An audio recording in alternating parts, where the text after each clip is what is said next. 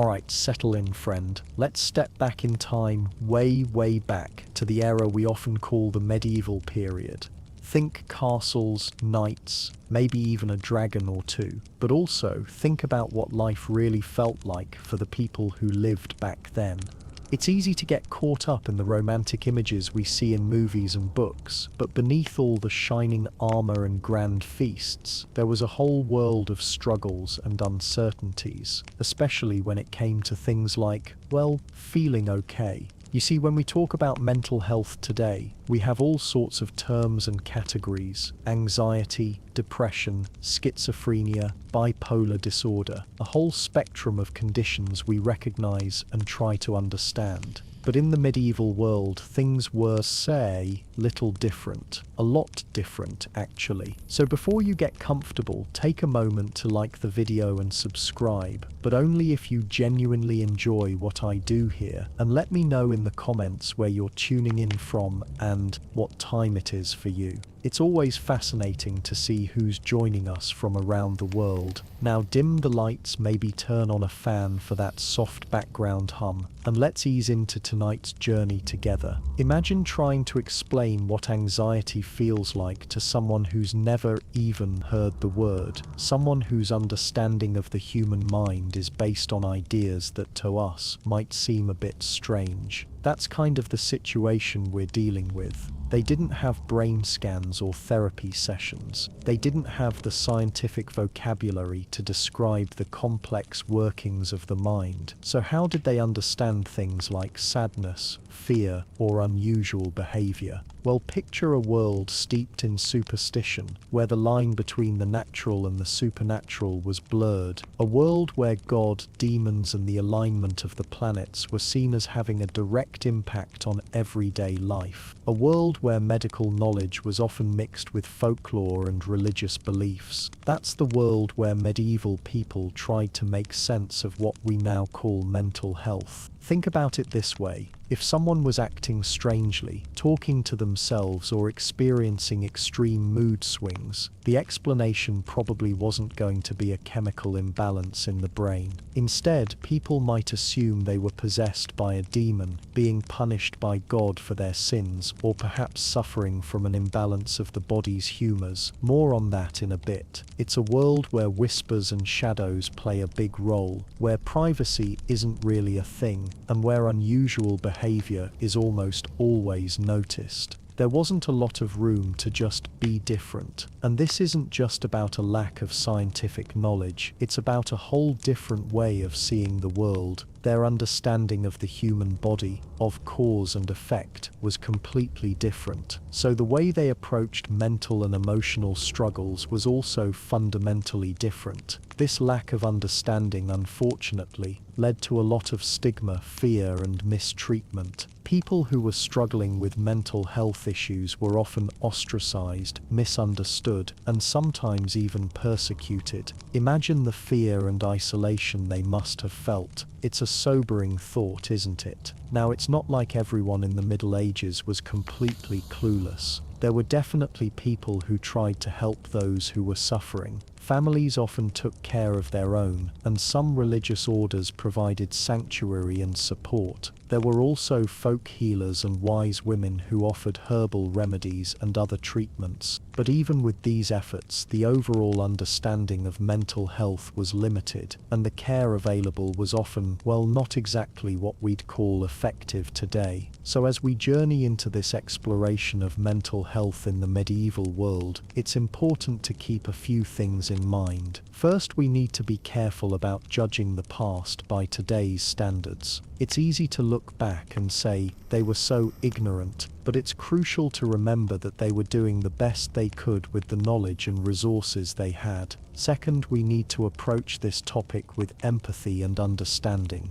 These were real people with real struggles, and while their experiences might seem foreign to us, the underlying emotions of sadness, fear, and despair are universal. And third, we need to remember that even though the medieval world might seem like a distant and somewhat brutal place, there are still lessons we can learn from it. By understanding how people in the past dealt with mental health issues, we can gain a new perspective on our own struggles and maybe even find new ways to approach mental well-being today. It's a chance to understand how far we've come, and also perhaps to see where we still have room to grow. So take a deep breath, relax, and let's dive in. We'll explore the beliefs, the treatments, the social attitudes, and the real-life experiences of people who lived in a world where the mind was a mysterious and often misunderstood realm. It might be a bit of a bumpy ride at times, but I promise it will be a fascinating one. And who knows, maybe we'll even learn something about ourselves along the way. Are you ready? Let's go. Okay, so when we talk about mental health, especially now in the 21st century, we have a very specific set of terms and concepts that immediately spring to mind, right? Things like depression,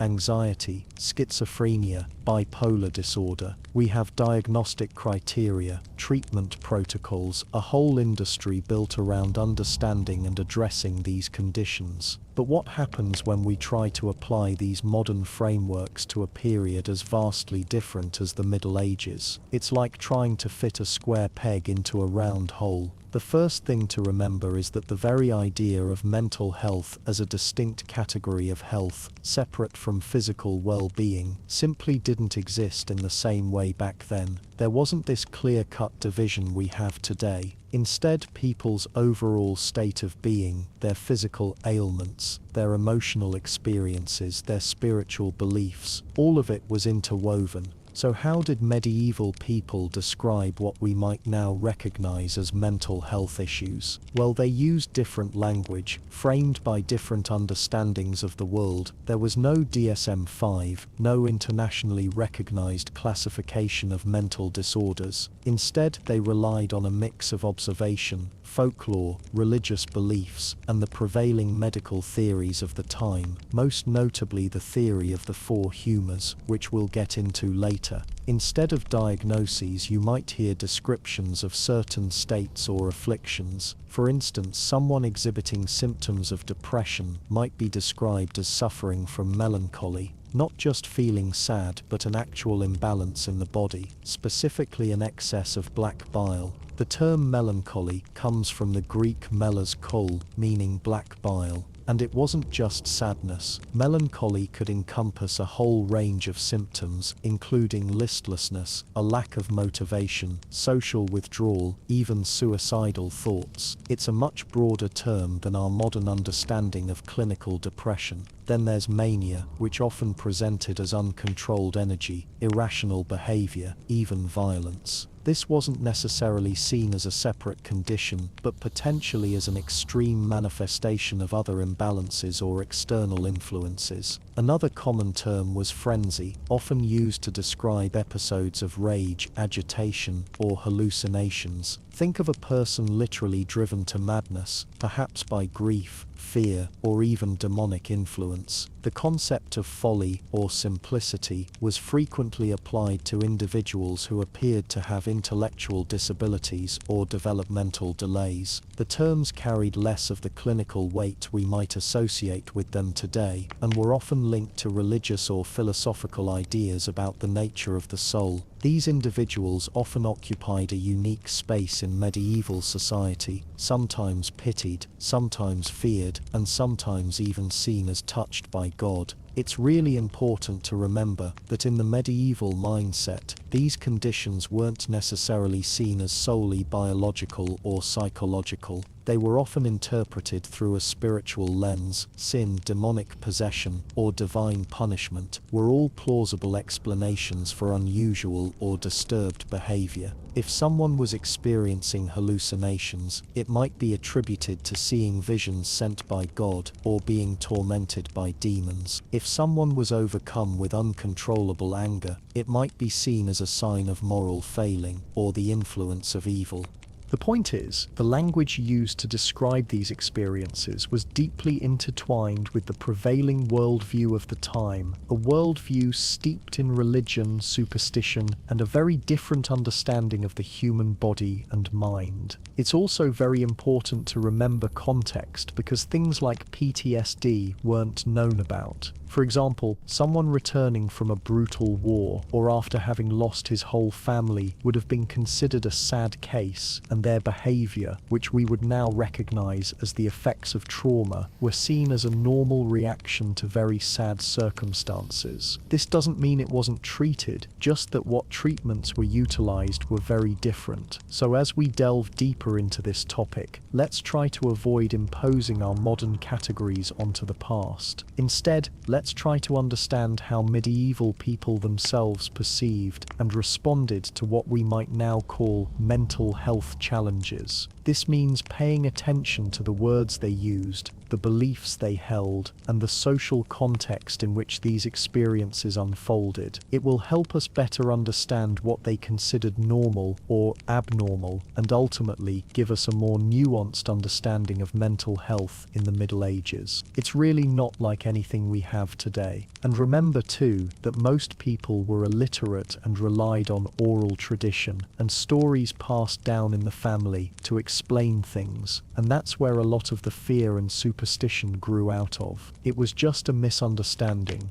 Alright, settle in, friends. Let's talk about something really interesting, the four humours. Now, this wasn't some quirky little idea people had back then. Oh no, this was the dominant medical model for centuries. It's almost hard to imagine now, but this theory shaped how people understood basically everything about health, including, of course, mental health. Think of it as the foundation, the lens through which medieval doctors, and really most educated people, viewed the inner workings of the human body and mind. So what are these humours, you ask? Well, there were four, each associated with a particular element, season, and even personality type. First, we have blood, warm and moist, connected to the element of air, and springtime. People with a sanguine temperament, dominated by blood, were thought to be cheerful, optimistic, passionate, maybe a little bit impulsive too. Think of them as the life of the party, always ready for a good time, easygoing, generally. Next up, we have phlegm, cold and moist, linked to water and winter. Phlegmatic individuals were seen as calm, collected, and, well, a little slow to act. They were even-tempered, reserved, and preferred a quiet life. Not exactly the thrill seekers of the group, but reliable and dependable, very stable.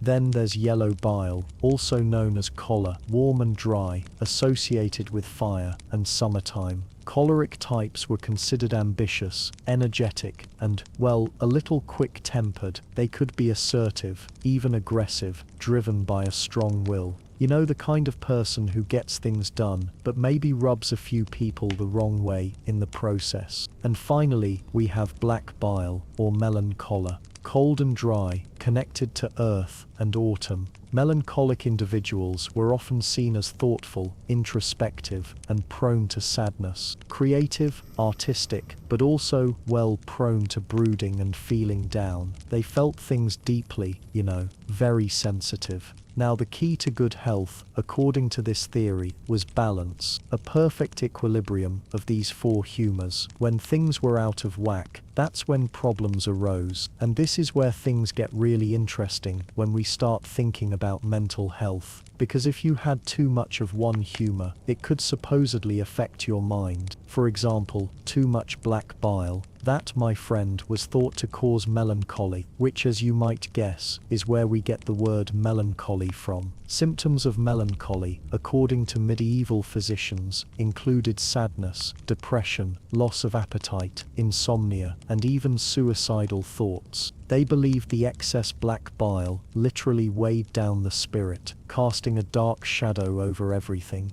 On the other hand, an excess of yellow bile, that could lead to mania, or what they might have called frenzy. Someone with too much choler might exhibit symptoms like hyperactivity, irritability, aggression, and delusions of grandeur. They might be restless, impulsive, and even violent. Now here's where the Four Humors model really starts to show its limitations. It's important to remember that these ideas were based on observation, not on scientific understanding of the brain or the nervous system. They didn't have brain scans or neurotransmitter research, obviously. So while they could describe certain behaviors and emotional states, they had no real understanding of the underlying causes. This meant that treatments were often, well, misguided, to say the least. If you were suffering from melancholy, for instance, a doctor might prescribe bloodletting to try and reduce the amount of black bile in your system. They might also recommend changes to your diet, exercise, and even your environment. Maybe spend some time in a warmer, more cheerful place to counteract the cold, dry nature of black bile, for example. For mania, cooling remedies were often prescribed, things like cooling baths or herbal mixtures. And of course, restraint was often used to control violent or disruptive behavior.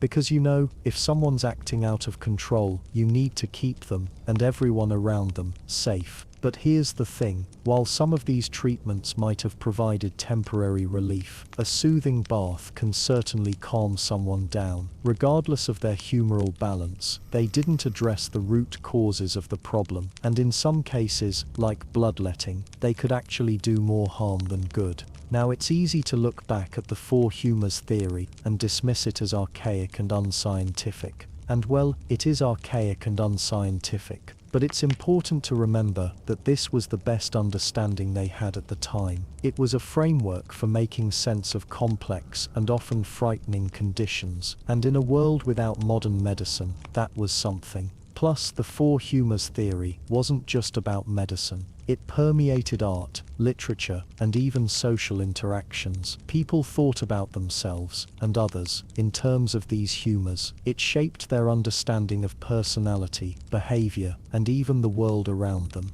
You can find references to the humors in Shakespeare, Chaucer, and countless other works of medieval and Renaissance literature. So while the Four Humors theory may seem a bit strange to us today, it was a profoundly influential idea that shaped the way people understood mental health for centuries.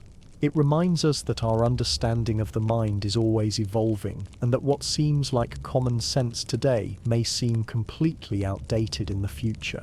And it encourages us to approach the past with a sense of empathy and understanding, recognizing that people were doing the best they could with the knowledge they had. Alright, next up, we'll be talking about religion. Alright, settle in, because now we're diving into the realm of religion. In medieval times, if someone was acting, off, it wasn't necessarily seen as a brain thing, like we might think of it today. Often, it was attributed to something much more spiritual. So let's explore some of the key religious explanations for mental distress, sin, demonic possession, and divine punishment. Now, let's start with sin. In the medieval worldview, sin wasn't just about breaking rules. It was a stain on your soul, a corruption that could manifest in all sorts of ways. If someone was experiencing severe anxiety, depression, or even what we might recognize as psychotic episodes, it could easily be interpreted as a consequence of their own sinful actions. It was a way of understanding a deviation from the norm by saying it was their own fault, in a way.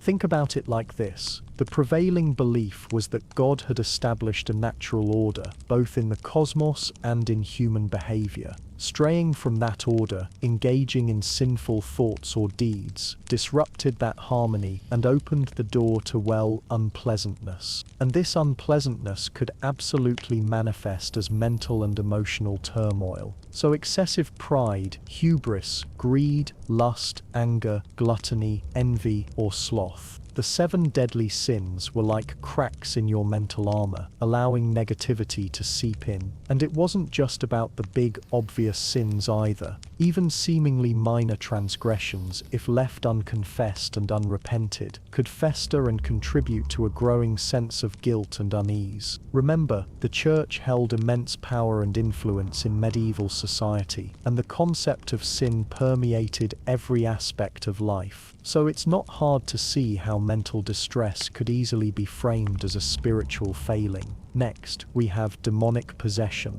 This is the one that most people probably think about when they think about medieval mental illness. This was the go-to explanation for behavior that was truly bizarre or uncontrollable. If someone was displaying violent outbursts, speaking in tongues, exhibiting superhuman strength, or showing a profound aversion to religious symbols, well, demonic possession was pretty much the first thing that popped into everyone's heads. The belief was that demons, fallen angels who had rebelled against God, were constantly seeking ways to corrupt humanity. And one of their favorite tactics was to invade a person's mind and body, taking control of their thoughts, words, and actions. The possessed individual was seen as a puppet, a vessel through which these malevolent entities could wreak havoc on the world. Now, it's important to remember that the line between genuine demonic possession and mental illness was incredibly blurry, if it existed at all. Symptoms we might now recognize as schizophrenia, epilepsy, or even Tourette's syndrome could all be interpreted as evidence of demonic influence, and the consequences of being labeled as possessed could be severe.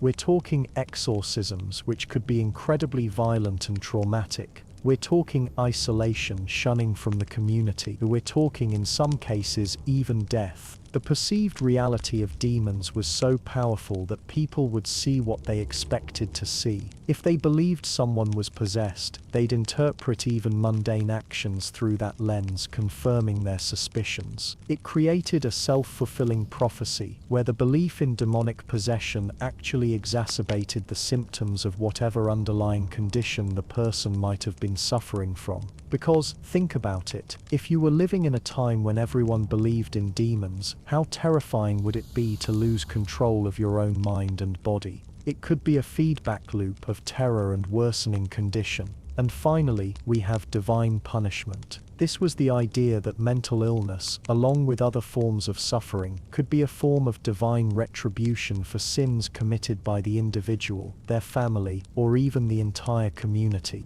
It was a way of explaining why bad things happened to good people, or, more accurately, why bad things happened at all. In this view, God wasn't just a benevolent creator, he was also a stern judge who would punish those who strayed from his path. And mental illness could be seen as one of the ways in which he meted out that punishment. So if someone was struggling with severe depression, for example, it might be interpreted as a sign that they had displeased God in some way. Maybe they had committed a secret sin, or maybe they had failed to live up to their religious obligations. Whatever the reason, their suffering was seen as a consequence of their own wrongdoing. Of course, the idea of divine punishment could also be used to explain broader societal problems. If a village was struck by famine or disease, it might be seen as a sign that the entire community had fallen out of favor with God, and mental illness, as another form of suffering, could be lumped in with these other misfortunes. Now, the interesting thing about these religious explanations is that they weren't always mutually exclusive. Someone could be seen as suffering from a combination of sin, demonic possession, and divine punishment. For example, someone might be believed to have committed a sin that opened them up to demonic influence, which then resulted in divine punishment in the form of mental illness. It was a complex web of interconnected beliefs, all centered around the idea that mental distress was ultimately rooted in spiritual failings. So you can see how these beliefs would have had a profound impact on how people understood and responded to mental illness in medieval times. Instead of seeking medical treatment, people might turn to prayer, confession, or even exorcism, and the individual suffering from mental distress might be seen as morally flawed, possessed by evil, or simply deserving of their fate.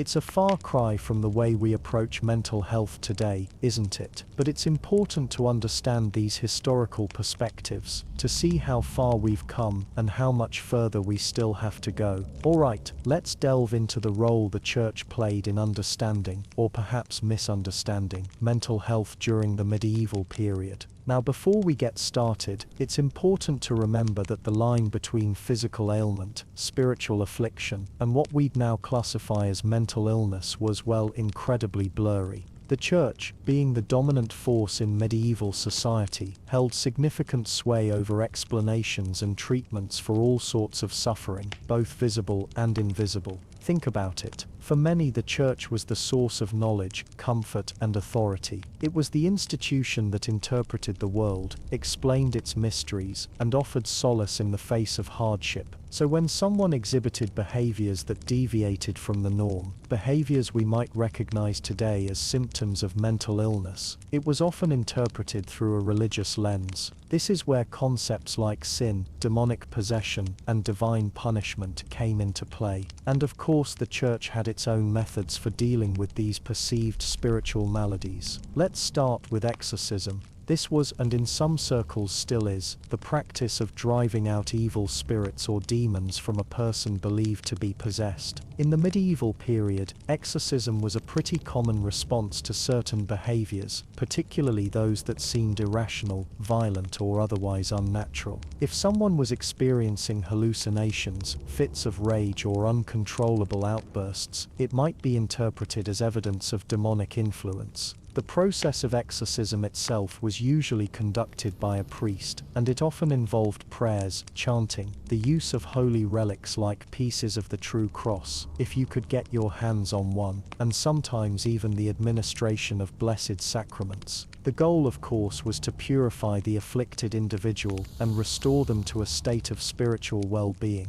Now, whether or not exorcism actually worked in a way we'd understand today is, to put it mildly, debatable. But it's important to acknowledge that, for those who believed in its efficacy, it provided a sense of hope and a framework for understanding what was happening. It gave them something to do in the face of something frightening and seemingly incomprehensible. It's also worth noting that exorcism wasn't necessarily a brutal or violent affair, at least not always. While some accounts depict dramatic, even theatrical, confrontations with the demon, others involved more gentle forms of prayer and supplication. The approach often depended on the specific beliefs and practices of the local church and the perceived nature of the possessing entity. There's a lot of folklore that crept into these practices as well. Another important aspect of the church's role in addressing mental and emotional distress was the practice of pilgrimage. Pilgrimages, journeys to holy sites, were seen as a way to seek divine intervention, obtain forgiveness for sins, and find healing for both physical and spiritual ailments. These journeys were often arduous and could take weeks, even months to complete. But the belief was that the act of pilgrimage itself, the physical and spiritual sacrifice involved, could bring about miraculous cures. People might travel to shrines associated with specific saints known for their healing powers. For example, a person struggling with what we might now call depression might travel to the shrine of Saint Dymphna, the patron saint of those suffering from mental illness. They would pray for her intercession, hoping for relief from their suffering. Or they might visit a site believed to have been touched by Christ or the Virgin Mary, seeking a direct encounter with the divine. The pilgrimage experience itself could be profoundly transformative. The change of scenery, the sense of community with fellow pilgrims, the opportunity for reflection and prayer, all of these factors could contribute to a sense of emotional and spiritual healing. Even if a person didn't experience a miraculous cure, the pilgrimage could provide a renewed sense of purpose and hope, which in itself could be incredibly beneficial. Plus, let's be honest, sometimes a break from your daily grind, even a medieval one, can do wonders. Beyond exorcism and pilgrimages, the church also offered spiritual guidance and support through confession, prayer, and acts of charity. Confession, in particular, was a crucial part of the religious life. By confessing their sins to a priest, individuals could receive absolution and find a sense of moral cleansing. This could be particularly helpful for those struggling with feelings of guilt, shame, or remorse, which of course could contribute to or exacerbate mental and emotional distress. The Church also emphasized the importance of prayer and contemplation. Regular prayer was seen as a way to connect with God, find inner peace, and seek guidance in times of trouble. Monasteries and convents, in particular, were centers of prayer and contemplation, offering a refuge for those seeking solace and spiritual direction. The monastic life, with its emphasis on discipline, reflection, and service to others, could provide a sense of structure and meaning for individuals who felt lost or adrift. Furthermore, acts of charity were considered essential for spiritual well-being. Giving to the poor, caring for the sick, and helping those in need were all seen as ways to demonstrate love for God and neighbor. These acts of charity could also provide a sense of purpose and fulfillment for the giver, which could have a positive impact on their mental and emotional state. Volunteering does wonders for the soul, even if the volunteering involved scrubbing floors at the local monastery. However, it's crucial to acknowledge the limitations and potential downsides of the Church's approach to mental health. While spiritual healing could be beneficial for some, it wasn't a substitute for proper medical care, and, in some cases, the Church's emphasis on sin and demonic possession could actually exacerbate feelings of guilt, shame, and fear, potentially making mental health problems even worse. Imagine already feeling terrible, and then being told you're possessed by demons. Not exactly a recipe for feeling better.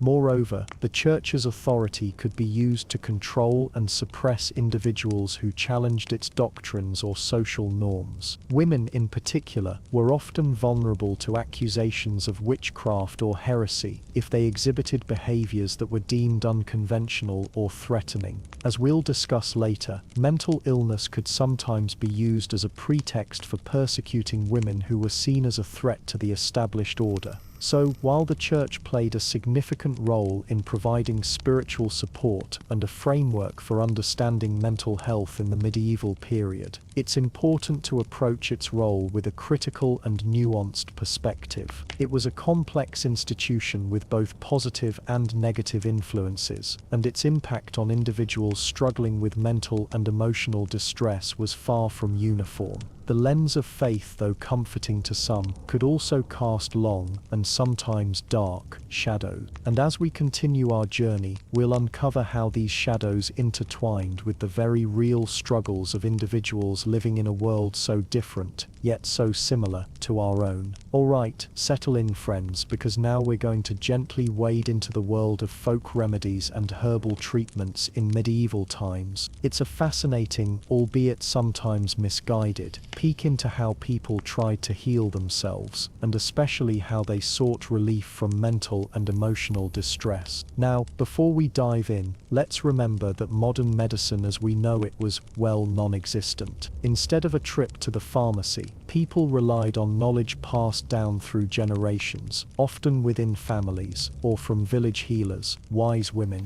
and sometimes even monks. These weren't certified doctors, mind you, but individuals trusted within their communities to understand the healing properties of the natural world around them. Imagine a world where your local forest or meadow was your pharmacy. Herbs, roots, flowers, even minerals, all held the potential to soothe, to cure, or unfortunately sometimes to harm. It's really important to remember that trial and error played a huge role here. Some remedies worked, some didn't, and some probably made things worse. It was a world of observation, experimentation, and a healthy dose of hope. One of the most prevalent approaches involved understanding the humours. We've touched on this before, but just to reiterate, the prevailing medical theory held that the human body contained 4 fundamental fluids: blood, phlegm, yellow bile, and black bile. Mental and physical illnesses were thought to arise from an imbalance of these humours. So logically, treatment focused on restoring that balance. And that's where our folk remedies and herbal treatments really shine.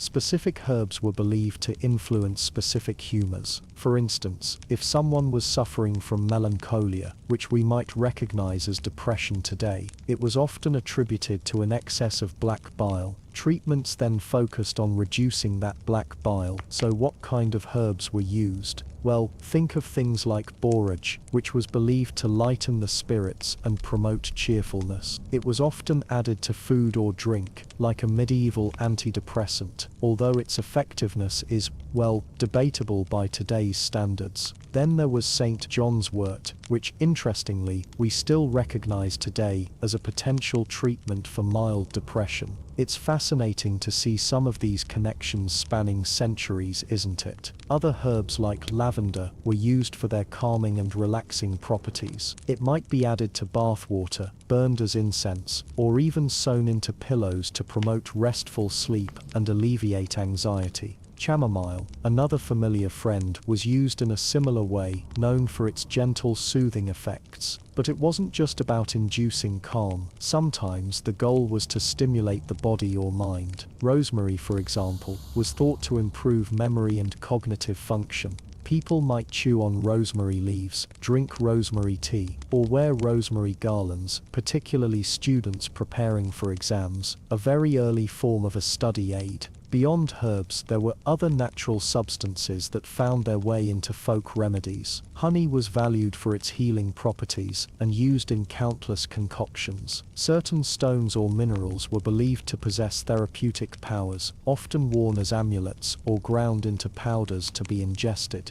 Of course, it's crucial to remember that these treatments weren't always based on sound scientific understanding. Superstition often played a significant role. The efficacy of a remedy might be attributed to the phases of the moon, the time of day it was administered, or even the specific prayers or incantations spoken during its preparation. And while some remedies were relatively harmless, others could be downright dangerous. Certain plants are of course poisonous, and without a thorough understanding of their properties, accidental overdoses were a real risk, and sometimes the treatments themselves, even well-intentioned ones, could cause further harm.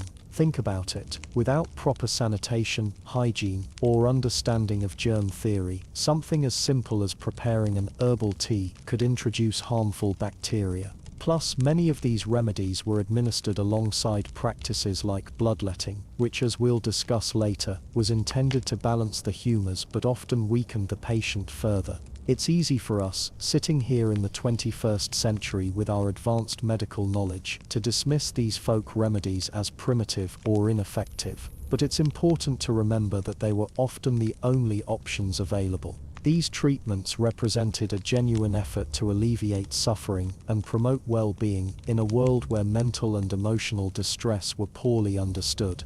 And surprisingly, some of these practices do hold a kernel of truth.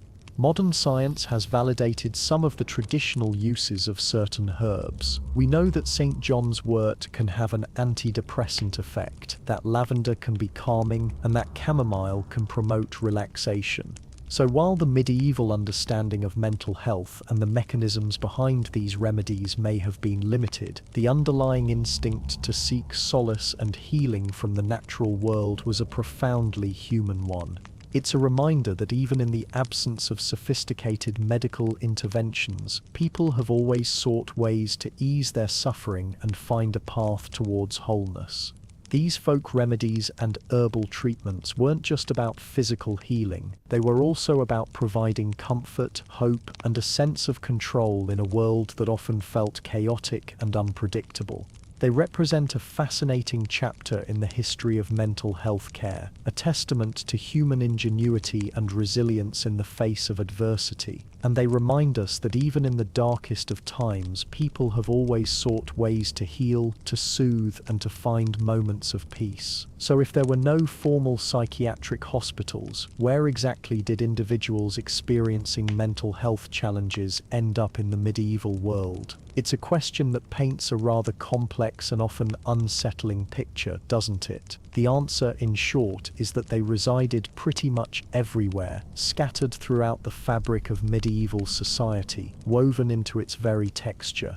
but their treatment and fate varied drastically depending on factors like their social standing, the severity of their condition, and perhaps most importantly, the attitudes and resources available in their immediate community. For many, the primary and often only source of care was their own family. Remember, the medieval period was characterized by strong kinship ties and a profound sense of communal obligation. Families were expected to provide for their own, and this included caring for members who were physically or mentally unwell. This meant that individuals struggling with what we might now recognize as depression, anxiety, or even more severe conditions like psychosis were often kept at home, integrated or sometimes segregated into the family's daily life. Imagine a farmer's wife struggling with postpartum depression, what they called melancholia back then, after a difficult childbirth. Her husband perhaps understanding in his own way, or simply recognizing that she was unable to fulfill her usual duties, might take on extra chores, while other female relatives, her mother, sister, or perhaps a kind neighbor, would help with childcare and offer whatever comfort they could. Herbal remedies, prayer, and simple companionship would be the mainstays of their care. Or picture a young man, prone to fits of rage and unpredictable behavior, possibly suffering from what we'd recognize today as a neurological condition, or perhaps a form of mania. His family might try to soothe him with calming herbs, avoid situations that might trigger his outbursts, and generally keep a close watch on him to prevent him from harming himself or others. It was a constant balancing act, often fraught with challenges and requiring immense patience and resilience. But family care wasn't always idyllic, of course. Depending on the severity of the condition and the family's own resources, individuals could face neglect, mistreatment, or even outright abuse. If a person's behavior was perceived as disruptive or threatening, they might be ostracized within the family, confined to a small room or outbuilding, or simply left to wander on their own. Beyond the immediate family, the wider community also played a role, though the nature of that role could vary significantly. In some villages, individuals with mental health challenges were seen as simpletons or village idiots, objects of pity or even amusement. They might be tolerated, even given small tasks to perform, but were also often subject to ridicule and social exclusion. Other communities, particularly those with strong religious affiliations, might turn to the church for guidance. Priests and other religious figures were often consulted for spiritual healing, exorcism, or simply to provide comfort and counsel to those suffering from mental distress. Pilgrimages to holy sites were also a common practice, in the hope of divine intervention and a miraculous cure. In some cases, individuals might find refuge in monasteries or convents. These religious institutions often provided sanctuary for the sick, the poor, and the marginalized, including those with mental health conditions. While monasteries weren't equipped to provide specialized psychiatric care, they could offer a safe and supportive environment, along with basic necessities like food, shelter, and medical attention, as rudimentary as it was. However, it's crucial to remember that the concept of refuge could be double-edged. While some religious orders genuinely sought to provide compassionate care, others viewed mental illness through a lens of religious dogma, interpreting it as a sign of sin, demonic possession, or divine punishment. This could lead to treatments that were not only ineffective but also cruel and harmful, such as exorcisms involving physical restraint, fasting, and other forms of religious persecution. And what about those who didn't have family or community support? The unfortunate reality is that they often ended up as vagrants, beggars, or outcasts, wandering the countryside, vulnerable to exploitation, abuse, and starvation. They might be taken in temporarily by charitable individuals or religious orders, but their long-term prospects were bleak. It's also important to acknowledge that some individuals with mental health challenges may have ended up in prisons or other places of confinement, not because they had committed a crime, but simply because their behavior was deemed disruptive or threatening to public order. The line between madness and criminality was often blurred, and those who were perceived as dangerous or unpredictable were often simply locked away without any attempt to understand or treat their condition. So as you can see, the absence of formal psychiatric hospitals meant that individuals experiencing mental health challenges were dispersed throughout medieval society, their fates determined by a complex interplay of factors, including family support, community attitudes, religious beliefs, and sheer luck. It was a precarious existence, marked by stigma, misunderstanding, and a profound lack of effective care.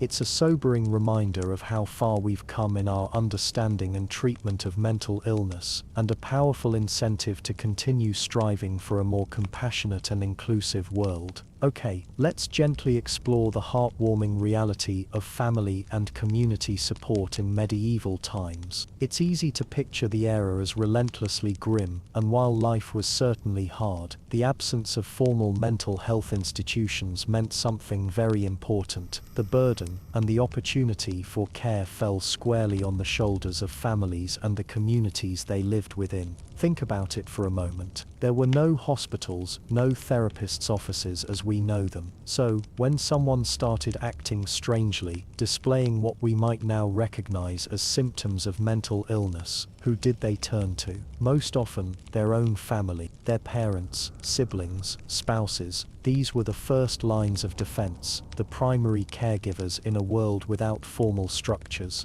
This familial responsibility was deeply ingrained in the social fabric. It wasn't a choice, but a deeply felt obligation. To abandon a family member, particularly one perceived as vulnerable or unable to care for themselves, was a grave social transgression, something that could bring shame, not just upon the individual, but upon the entire family unit. This sense of duty, of unwavering commitment, provided a crucial safety net, however imperfect, for those struggling with mental health challenges. But what did this care actually look like? Well, it varied greatly depending on the nature of the perceived affliction, the family's resources, and the prevailing beliefs of the time. In many cases, it involved simply providing a safe and supportive environment. A family might ensure the individual was fed, clothed, and sheltered. They'd try to understand the changes in behavior, offering comfort and reassurance in a time of distress. Perhaps someone suffering from what we might call depression, known then as melancholia, would be encouraged to participate in daily tasks, to spend time in the sun, or simply to talk about their feelings within the family circle.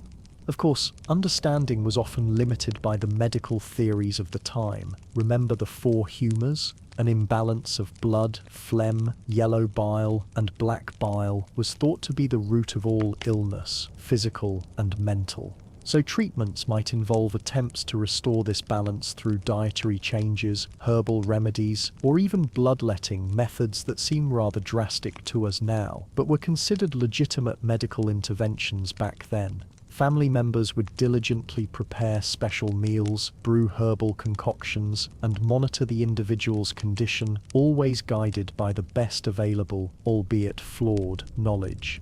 Beyond the immediate family, the wider community played a surprisingly significant role. Villages were often tight-knit, with strong social bonds. Neighbors would offer assistance to families struggling to care for a member with mental health difficulties. This might involve helping with household chores, providing respite care, or simply offering emotional support to the family caregivers who were, understandably, often exhausted and overwhelmed. The village priest or local wise woman or man also often played a significant role.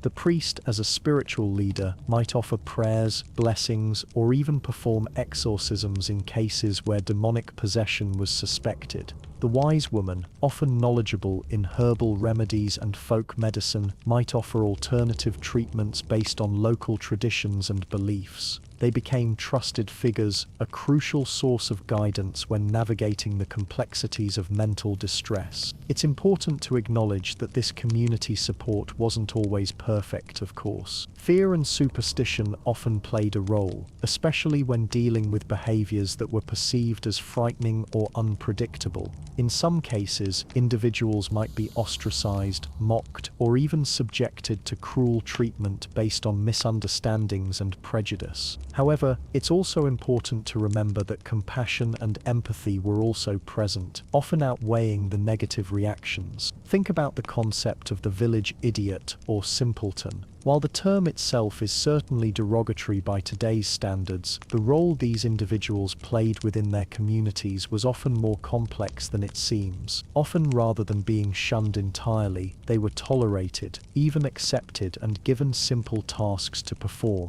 allowing them to contribute to the community in their own way. This in itself speaks to a certain level of social inclusion, a recognition of their humanity despite their perceived limitations. Furthermore, the very act of integrating these individuals into the community provided a valuable form of social support. It prevented them from becoming completely isolated and allowed them to maintain a sense of belonging, something that is crucial for anyone struggling with mental health challenges. What we can take away from this period is that, in the absence of formal mental health services, families and communities stepped up to provide care and support, even if their understanding of mental illness was limited. Their unwavering commitment, fueled by a sense of duty, compassion, and a strong social network, provided a crucial safety net for those struggling with their mental well-being. This is an important perspective because it reminds us that mental health support is not just a matter of clinical intervention, it's also about the strength of our social connections and our willingness to care for one another within our own communities. This understanding of our shared humanity is just as vital now as it was centuries ago, and it highlights the importance of continuing to build supportive communities today. Alright, let's settle in for this next part. It's a little less comforting perhaps than thinking about herbal remedies, but it's important to understand just how isolating and frankly terrifying it must have been to experience what we now understand as mental illness in the medieval world. We're going to delve into the social stigma and misconceptions that surrounded mental health, or rather what they thought of it. Imagine living in a small village, surrounded by people who only know what they've been told, what they've witnessed, or what they think they've witnessed. Medical knowledge, as we've discussed, was limited. Explanations for unusual behavior often fell into two broad categories. Either it was a sign of divine displeasure, or it was something far more sinister. Fear, understandably, played a massive role. If someone was acting odd, if they were prone to fits, hearing voices, or exhibiting what was perceived as erratic behavior, the natural reaction for many was to recoil. It wasn't necessarily a conscious cruelty, but more a primal instinct to protect oneself and one's family from what they perceived as a threat. Think about it. If you genuinely believed that someone was possessed by a demon, wouldn't you keep your distance? Wouldn't you try to protect your children?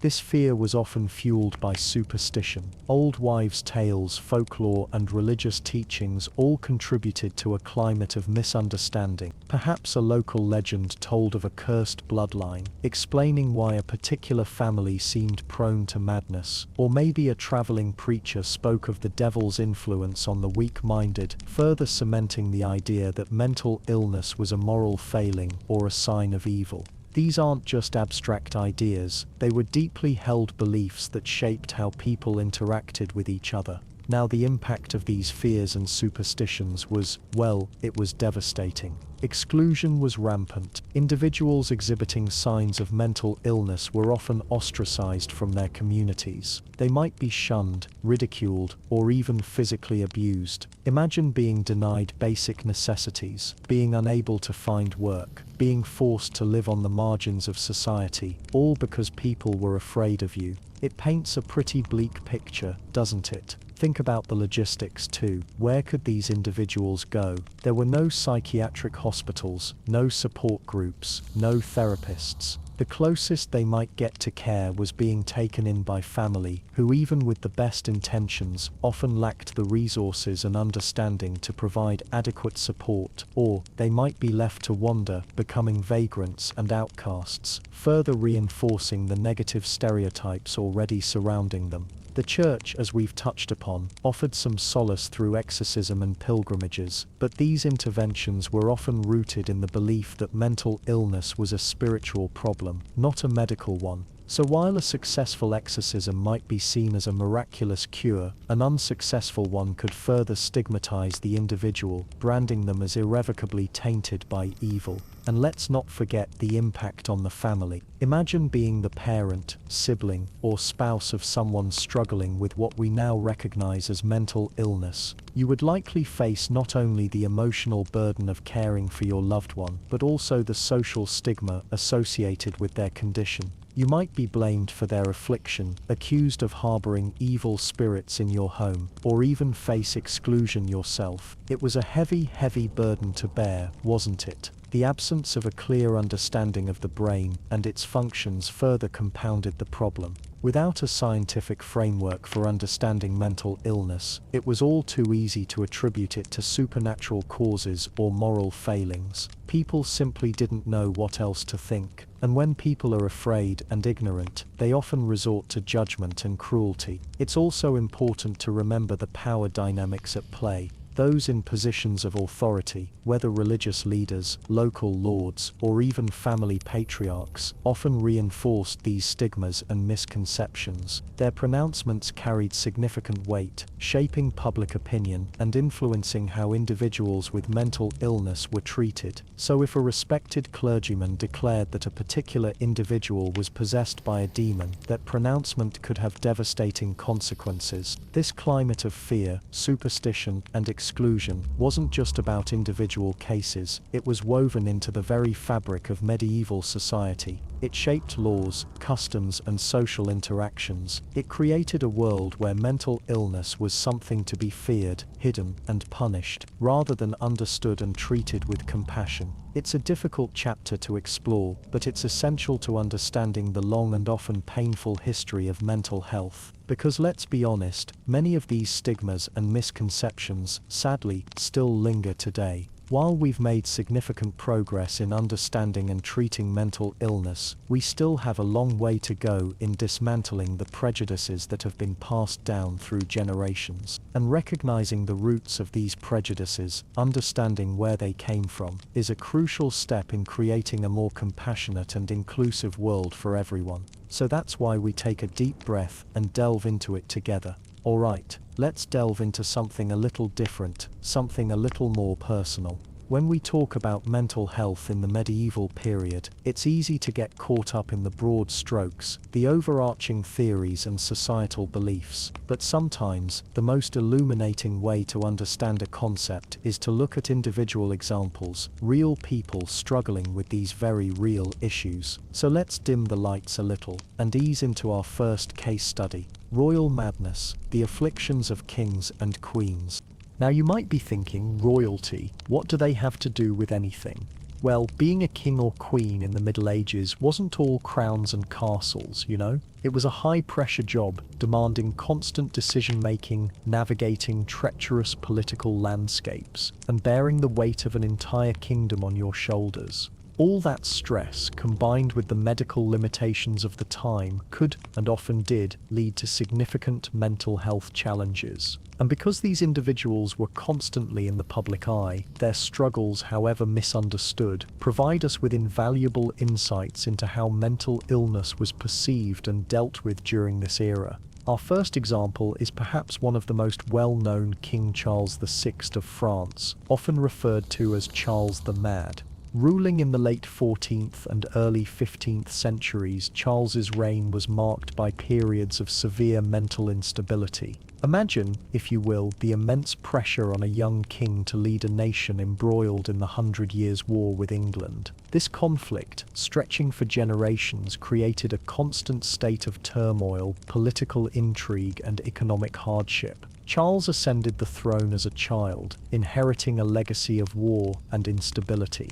Now, Charles's first major episode occurred in 1392. He was leading his army on a campaign in Brittany when suddenly he flew into a violent rage. Accounts vary, but most describe him as drawing his sword and attacking his own knights, convinced they were traitors. He killed several men before he was eventually subdued. Think about the shock and terror of those witnessing such a scene, their king, the divinely appointed leader, consumed by what appeared to be utter madness. Following this episode, Charles experienced recurring bouts of what we would likely recognize today as psychosis or schizophrenia. He would have periods where he didn't recognize his own wife, Queen Isabeau of Bavaria, or his children. He'd forget his own name and deny he was the King of France. Imagine the Queen's distress and frustration. It must have been incredibly challenging to care for him, especially considering the limited understanding and treatment options available at the time. Interestingly, the king also experienced periods of lucidity, during which he could function effectively and govern. This fluctuating nature of his illness made it even more difficult for his contemporaries to understand. Was he truly mad, or was he faking it? Was it demonic possession, a curse, or simply a flaw in his humors? The theories abounded, reflecting the diverse and often conflicting explanations for mental illness prevalent in the Middle Ages. The political consequences of Charles's illness were profound. His periods of incapacity led to power struggles between various factions vying for control of the kingdom. His uncle, the Duke of Burgundy, and his brother, the Duke of constantly battled for influence, further destabilizing France during a time of war. Think of it, a kingdom already ravaged by conflict, now further weakened by internal strife stemming directly from the king's mental state. The court was rife with plots and counterplots. Alliances shifted on a dime. Every decision became a political gamble, making it impossible for anyone to act decisively, even during Charles's lucid moments. The treatments Charles received were, shall we say, less than ideal by modern standards. Physicians of the time attributed his condition to an imbalance of the humors, particularly an excess of black bile, which was associated with melancholy and madness. To restore balance, they employed methods like bloodletting, purging, and dietary restrictions. They also prescribed herbal remedies believed to have calming or restorative properties. One treatment in particular is rather disturbing, but illustrative of the era. Charles was sometimes wrapped in cloth soaked in cold water, in an attempt to cool his fiery passions and restore his mental equilibrium. Can you imagine the shock of that cold water on a person already experiencing a psychotic episode? Probably not particularly helpful. It's important to remember that these treatments were based on the best available medical knowledge of the time. Physicians genuinely believed they were helping, even if their methods seem crude and ineffective to us now. Their intentions weren't malicious, they were simply limited by the scientific understanding of their era. Now, let's turn our attention to another royal figure, albeit from a slightly later period, but still deeply rooted in the medieval mindset.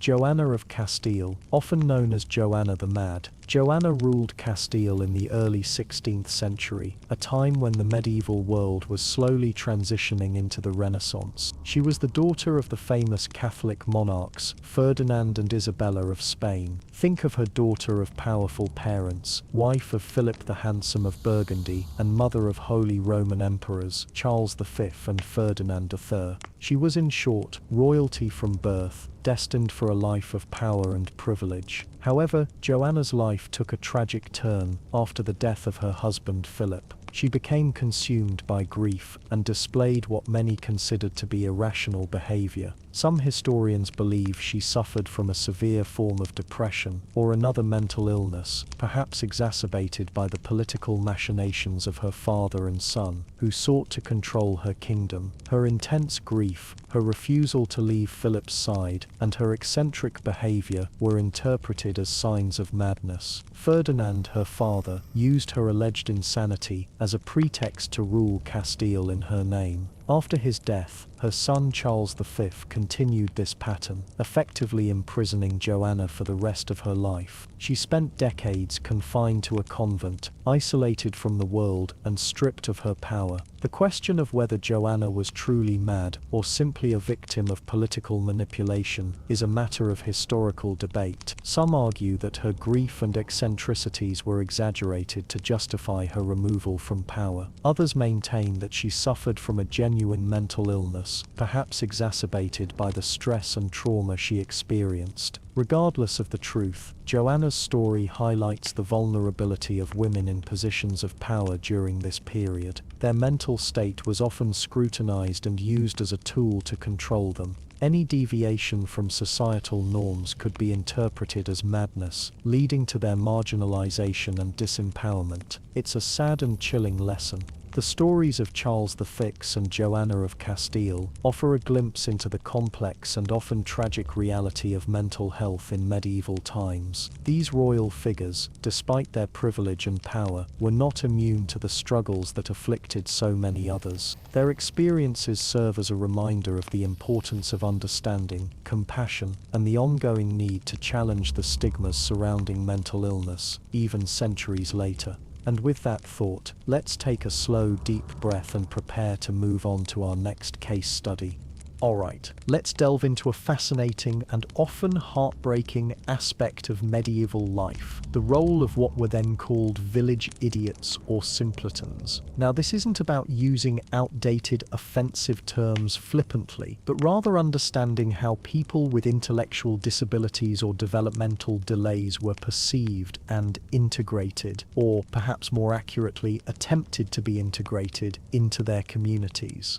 In our modern world, we have a much better understanding of neurodiversity, of varying cognitive abilities, and of the importance of providing specialized care and support. But in the Middle Ages, the understanding of such conditions was, well, let's just say it was a bit less nuanced. And because of that lack of nuanced understanding, those who differed cognitively were often placed in a peculiar position within the village structure. They weren't necessarily ostracized in every instance, though sadly that certainly happened, but instead they often occupied a liminal space, a space between acceptance and rejection. Think of it this way: societal roles in medieval times were by and large pretty strictly defined. You were a farmer, a blacksmith, a miller, a priest. You had a purpose, a function within the community that contributed to its overall survival. But where did someone who couldn't perform these traditional roles fit in? What value, if any, could they bring to the village? Well, the answer is complex, and it varies from place to place and time to time. Sometimes these individuals were seen as touched by God, as possessing a certain innocence or purity that set them apart from the rest of the village. There was a belief in some circles that they were closer to the divine, perhaps even blessed with special insights or abilities that were simply not understood by ordinary mortals. This belief, while certainly not universal, could afford them a degree of protection and even in some cases a kind of reverence. They might be allowed certain liberties, such as wandering freely or speaking their minds without fear of reprisal, precisely because they weren't considered to be fully responsible for their actions or words. Their pronouncements, though often nonsensical, might even be interpreted as cryptic prophecies or divine messages. However, this positive view was, unfortunately, often tempered by fear and suspicion. In a world where unexplained phenomena were readily attributed to supernatural forces, individuals who behaved differently could easily be labeled as cursed, possessed, or afflicted by some kind of malevolent influence. This fear could lead to mistreatment, neglect, or even outright abuse. They might be subjected to ridicule,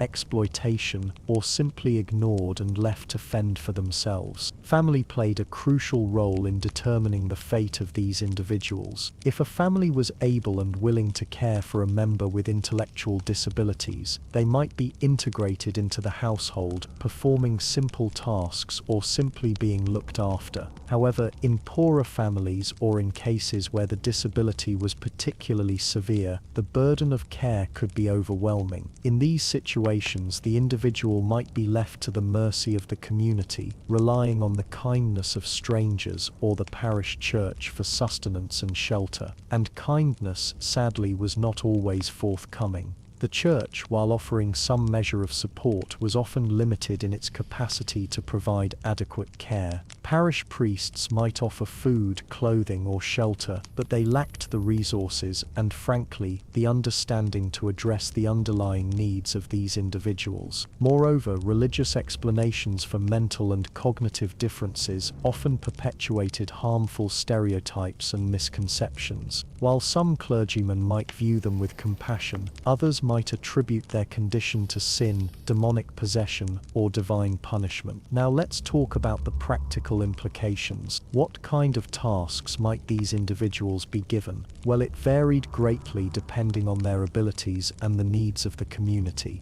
Some might be able to perform simple agricultural tasks such as weeding or scaring birds from the fields. Others might assist with domestic chores such as gathering firewood or fetching water. And still others might simply serve as a source of amusement or entertainment for the village, often unwittingly through their eccentric behaviors or nonsensical pronouncements. This is where things become, shall we say, ethically complex. Were they being genuinely integrated or simply used for the amusement of others? The line is often blurry. We need to acknowledge the uncomfortable truth that exploitation was a real possibility. Individuals with intellectual disabilities were vulnerable to abuse and manipulation, and they might be taken advantage of by those seeking to exploit their naivete or lack of understanding. They might be tricked into performing unpleasant or dangerous tasks, or they might be subjected to physical or emotional abuse with little recourse. It's important to remember that this is just one small snapshot of a complex and multifaceted reality. The experiences of individuals with intellectual disabilities in the Middle Ages varied greatly depending on their social status, their geographical location, and the attitudes of their community. But what we can say with certainty is that their lives were often challenging, precarious, and marked by a profound lack of understanding and support. And hopefully,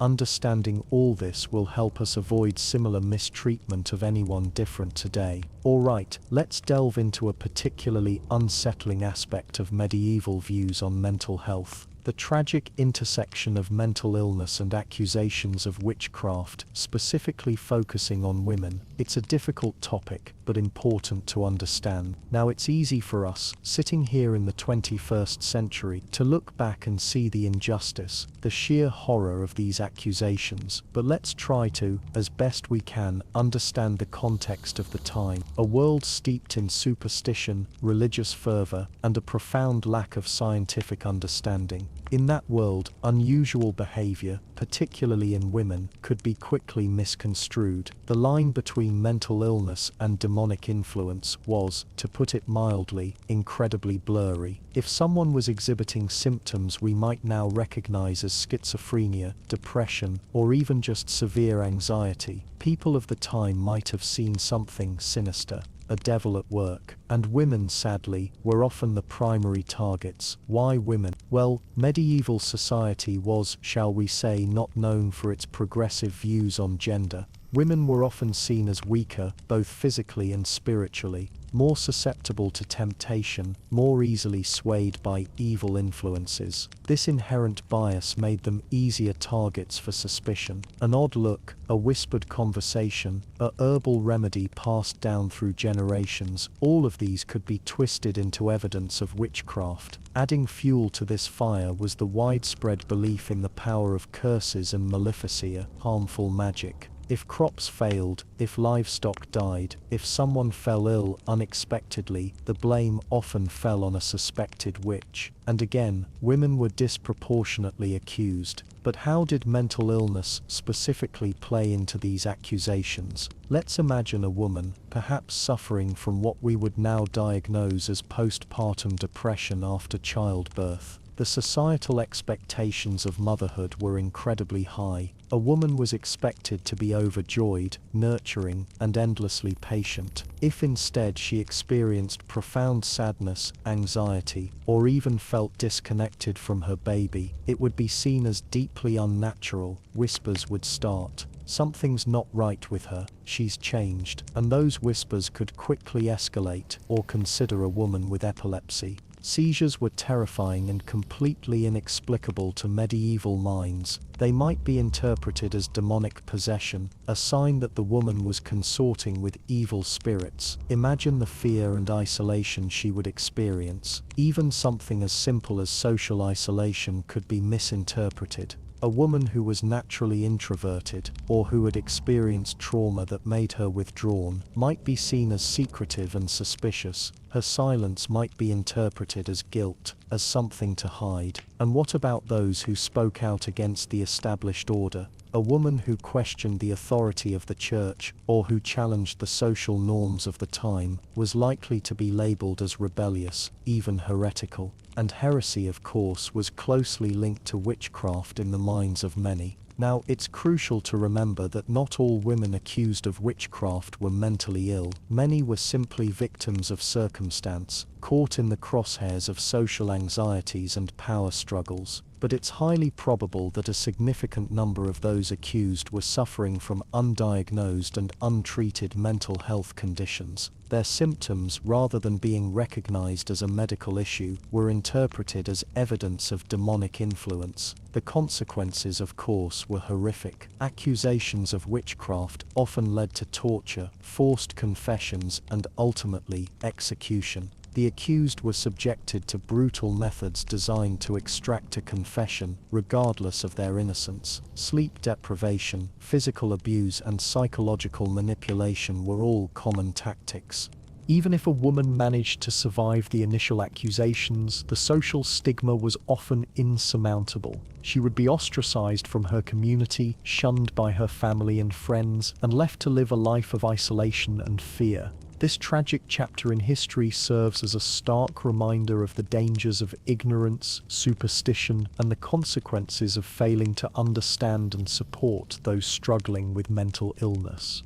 It highlights the importance of empathy, compassion, and the need to challenge harmful stereotypes and misconceptions. So, as we reflect on these historical accounts, let's remember the individuals caught in this terrible web. The women who were misunderstood, mistreated, and ultimately unjustly accused. And let's strive to create a world where mental health is understood, supported, and never used as a weapon against the vulnerable. It's a long road, but acknowledging the past is a vital step towards a more compassionate future. Alright, let's gently wade into the murky waters of medieval treatments for melancholia. Now, melancholia, as we might understand depression today, was considered a serious imbalance of the humors, a cornerstone of medieval medicine. Too much black bile, they believed, was the culprit, casting a dark cloud over the mind and spirit. So how did they try to rebalance this internal discord? Well, let's explore a few of the most common approaches, delivered with a gentle, soothing tone, of course. First up, we have bloodletting. Now, before you conjure up images of medieval torture devices, understand that bloodletting was a very common practice for a vast array of ailments. The logic was simple. If you had too much of something, you needed to get rid of it. In the case of melancholia, the something was that excess black bile. Physicians and sometimes even barbers, yes, barbers, would make small incisions or use leeches to draw out blood. The location of the cut was thought to be important too. Depending on the perceived source of the excess black bile, the bloodletting might occur near the affected area, or even far away to draw the bad humor away from the brain. It wasn't a precise science, to say the least, and the effectiveness, well, let's just say it's highly debatable by modern standards. But in a time before antibiotics and advanced medical knowledge, it was one of the tools they had. Think of it as a very, very imprecise system reset. And let's not forget the importance of observation. Physicians would carefully monitor the blood, looking for clues about the patient's condition. The color, texture, and even the way it clotted were all scrutinized for signs of improvement, or unfortunately, deterioration. It's quite fascinating to imagine, isn't it? These individuals, armed with their limited knowledge, diligently trying to decipher the secrets of the body through observation alone. Next, we turn to the vital role of diet. Medieval physicians believed that what you ate directly affected your humors. Certain foods were thought to increase black bile, while others were believed to decrease it. So for someone suffering from melancholia, the prescribed diet was carefully tailored to counter the excess of this dark humor. What did this diet typically entail? Well, often it meant avoiding foods considered cold and dry, which were thought to promote black bile. This might include things like beef, especially older, tougher cuts, lentils and root vegetables like parsnips and turnips. Foods considered hot and moist, on the other hand, were encouraged. Think along the lines of poultry, especially chicken, fruits like grapes and peaches, and light broths. Herbs and spices also played a crucial role.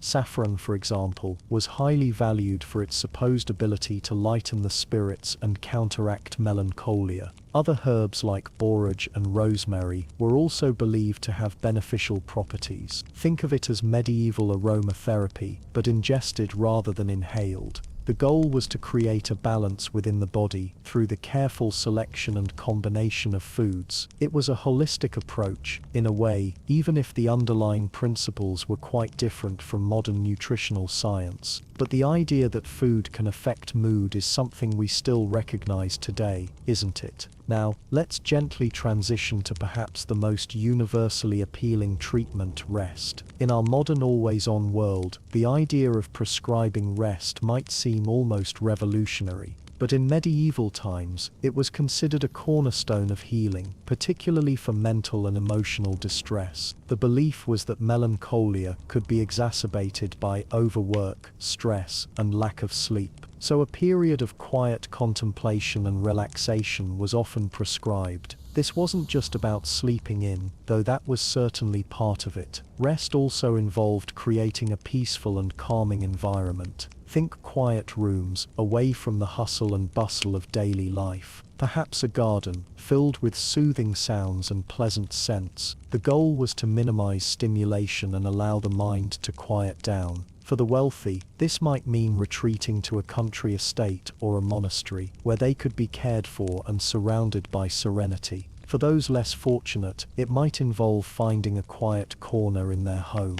or seeking refuge in a local church. Regardless of the setting, the aim was the same: to provide a sanctuary from the stresses of the world. And it wasn't just physical rest that was important. Mental rest was equally valued. This might involve avoiding difficult or stressful conversations, engaging in calming activities like reading or listening to music, or simply spending time in quiet contemplation. It was a time for introspection and self-reflection, a chance to process emotions and find inner peace. The concept of rest as a healing agent is something that resonates even today. We often underestimate the power of simply slowing down and allowing our minds and bodies to recover. In a world that constantly demands our attention, taking the time to rest and recharge can be a truly radical act of self-care, wouldn't you agree? And perhaps the medieval physicians were onto something, even if their understanding of the underlying mechanisms was a bit different from ours. So bloodletting, diet and rest, a fascinating combination of remedies for the melancholic soul in medieval times. Each flawed, each a product of its time, but each reflecting a genuine desire to alleviate suffering.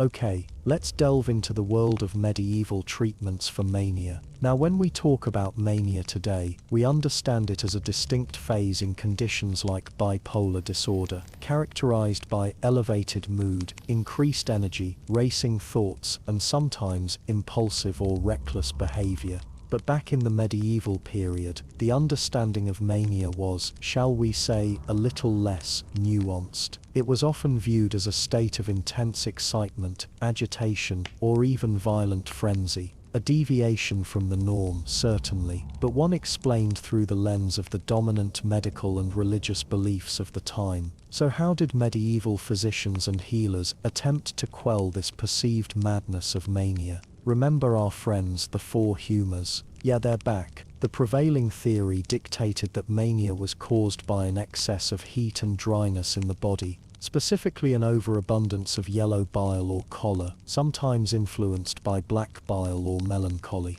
Think of it like the body's internal temperature dial cranked way too high.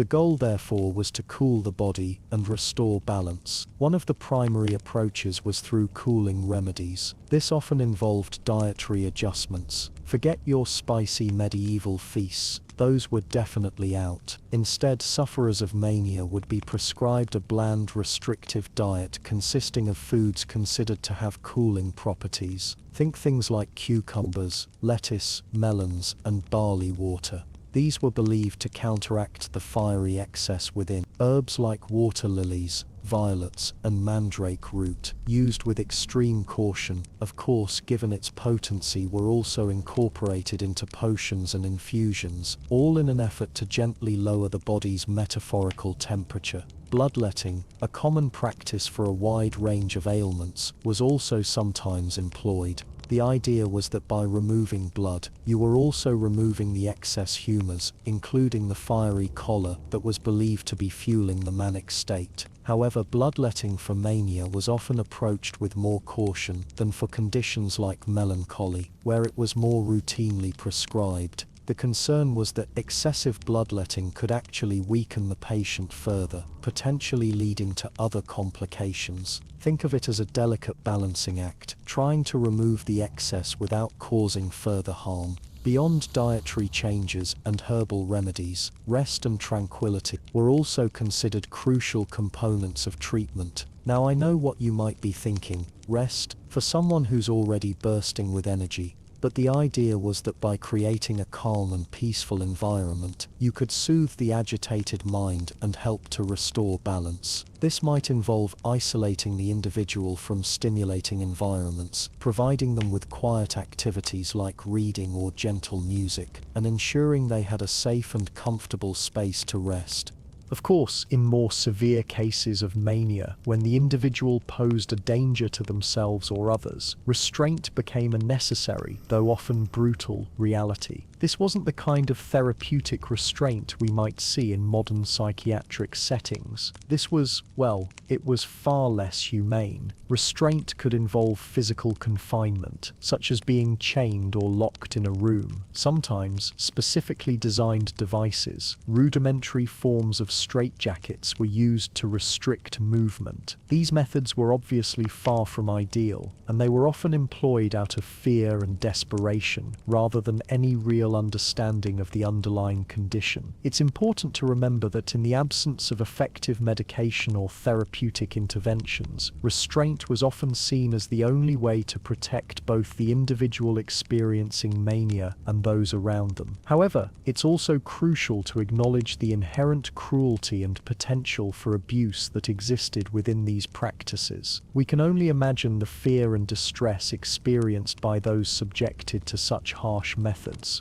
The use of restraint also highlights the very limited understanding of mental illness that prevailed during this period. Mania was often viewed as a moral failing or a sign of demonic possession, rather than a medical condition requiring compassionate care. This lack of understanding contributed to the stigma and discrimination faced by individuals struggling with mental health issues, further isolating them and limiting their access to any form of meaningful support. Looking back, it's easy to criticize these medieval approaches to treating mania. They were, by our modern standards, woefully inadequate and often harmful. But it's important to remember that these treatments were based on the best available knowledge and understanding of the time. Medieval physicians and healers were operating within a very different framework, one that was shaped by limited scientific knowledge, religious beliefs, and social attitudes. While cooling remedies and restraint might seem barbaric to us today, they represent a sincere, if misguided, attempt to alleviate suffering and restore order in a world where mental illness was largely misunderstood and feared. These practices also serve as a stark reminder of the progress we've made in understanding and treating mental health conditions, and the importance of continuing to strive for more compassionate and effective approaches. It also forces us to consider what future generations might think about the treatments we consider best practice today. Food for thought. Alright, settle in friends, because we're about to wade into some seriously murky waters. This is the world of medieval hysteria, and trust me, it's a wild ride of wandering wombs, and frankly a whole lot of patriarchal control masquerading as medicine. Now the term hysteria itself, that's a big red flag right from the get-go. It comes from the Greek word hystera, meaning uterus. Yep, you guessed it. The ancient Greeks and later medieval physicians believed that all sorts of female ailments, both physical and mental, stemmed from a malfunctioning, or even worse, a wandering uterus. I know, right? A wandering uterus. Imagine your internal organs just deciding to go on vacation. It sounds absurd to us now, but back then, this was considered a legitimate medical explanation for everything from anxiety and depression to seizures and, well, pretty much anything a woman did that a man didn't like. Think of it like this: if a woman was assertive, wandering womb; if she was sad, wandering womb; if she dared to disagree with her husband, oh, you better believe that wandering womb was to blame. The idea was that the uterus, being a kind of independent agent, would detach itself from its proper position and roam freely throughout the body. As it bumped around, it would supposedly press on other organs, causing all sorts of problems. Symptoms varied wildly, which conveniently allowed doctors to diagnose hysteria for just about anything. Headaches, digestive issues, shortness of breath, irrationality, even a tendency to, well, think for oneself. But here's the really insidious part. The prescribed cures for this supposed wandering womb often serve to reinforce women's subservient roles in society. One popular treatment involved using strongly scented substances to try and lure the uterus back into its proper place. Pleasant scents like perfumes or sweet-smelling herbs would be placed near the vagina to entice the wandering womb to return home. Conversely, foul-smelling substances would be placed near the head or chest to drive it away from those areas. Imagine that for a moment. All this based on an entirely fictitious anatomical issue. Beyond the aromatics, marriage and pregnancy were often considered the ultimate cures for hysteria. The logic, if you can call it that, was that a uterus occupied with bearing children was less likely to wander. It's chillingly efficient, isn't it? Essentially, women were being told that their mental and physical well-being depended on fulfilling their reproductive roles as wives and mothers. And if a woman couldn't or wouldn't marry and have children, well, then she was often seen as particularly susceptible to hysteria, and therefore in need of even more intense treatment, which could include things like bloodletting, purging, and other invasive procedures. Now, it's easy to dismiss all of this as just plain ridiculous, and in many ways it is. But it's important to understand the historical context. Medieval society was deeply patriarchal, and women were largely excluded from positions of power and influence. The concept of hysteria provided a convenient way to pathologize female behavior that challenged the established social order. It was a tool of control, disguised as medicine. Think about it. If a woman was unhappy in her marriage, or felt stifled by her domestic duties, or had ambitions beyond the home, it was much easier to label her as hysterical than to address the very real social and economic constraints she faced. It effectively silenced women's voices and reinforced their subordinate status. Furthermore, accusations of hysteria could have devastating consequences for women. In some cases, it could lead to social isolation, ostracism, or even institutionalization. And as we'll see later on in this video, it could also contribute to accusations of witchcraft. A woman deemed hysterical was often seen as unstable, unreliable, and potentially dangerous, making her an easy target for suspicion and persecution. Now, it's crucial to point out that not everyone in the Middle Ages bought into the wandering womb theory. Some physicians and scholars questioned the prevailing wisdom and offered alternative explanations for female ailments. However, their voices were often drowned out by the dominant medical and social narratives. It's also worth acknowledging that the concept of hysteria wasn't exclusively applied to women. While it was primarily associated with female reproductive organs, men could also be diagnosed with hysterical symptoms, although it was far less common and often attributed to different causes, such as repressed emotions or intellectual overexertion.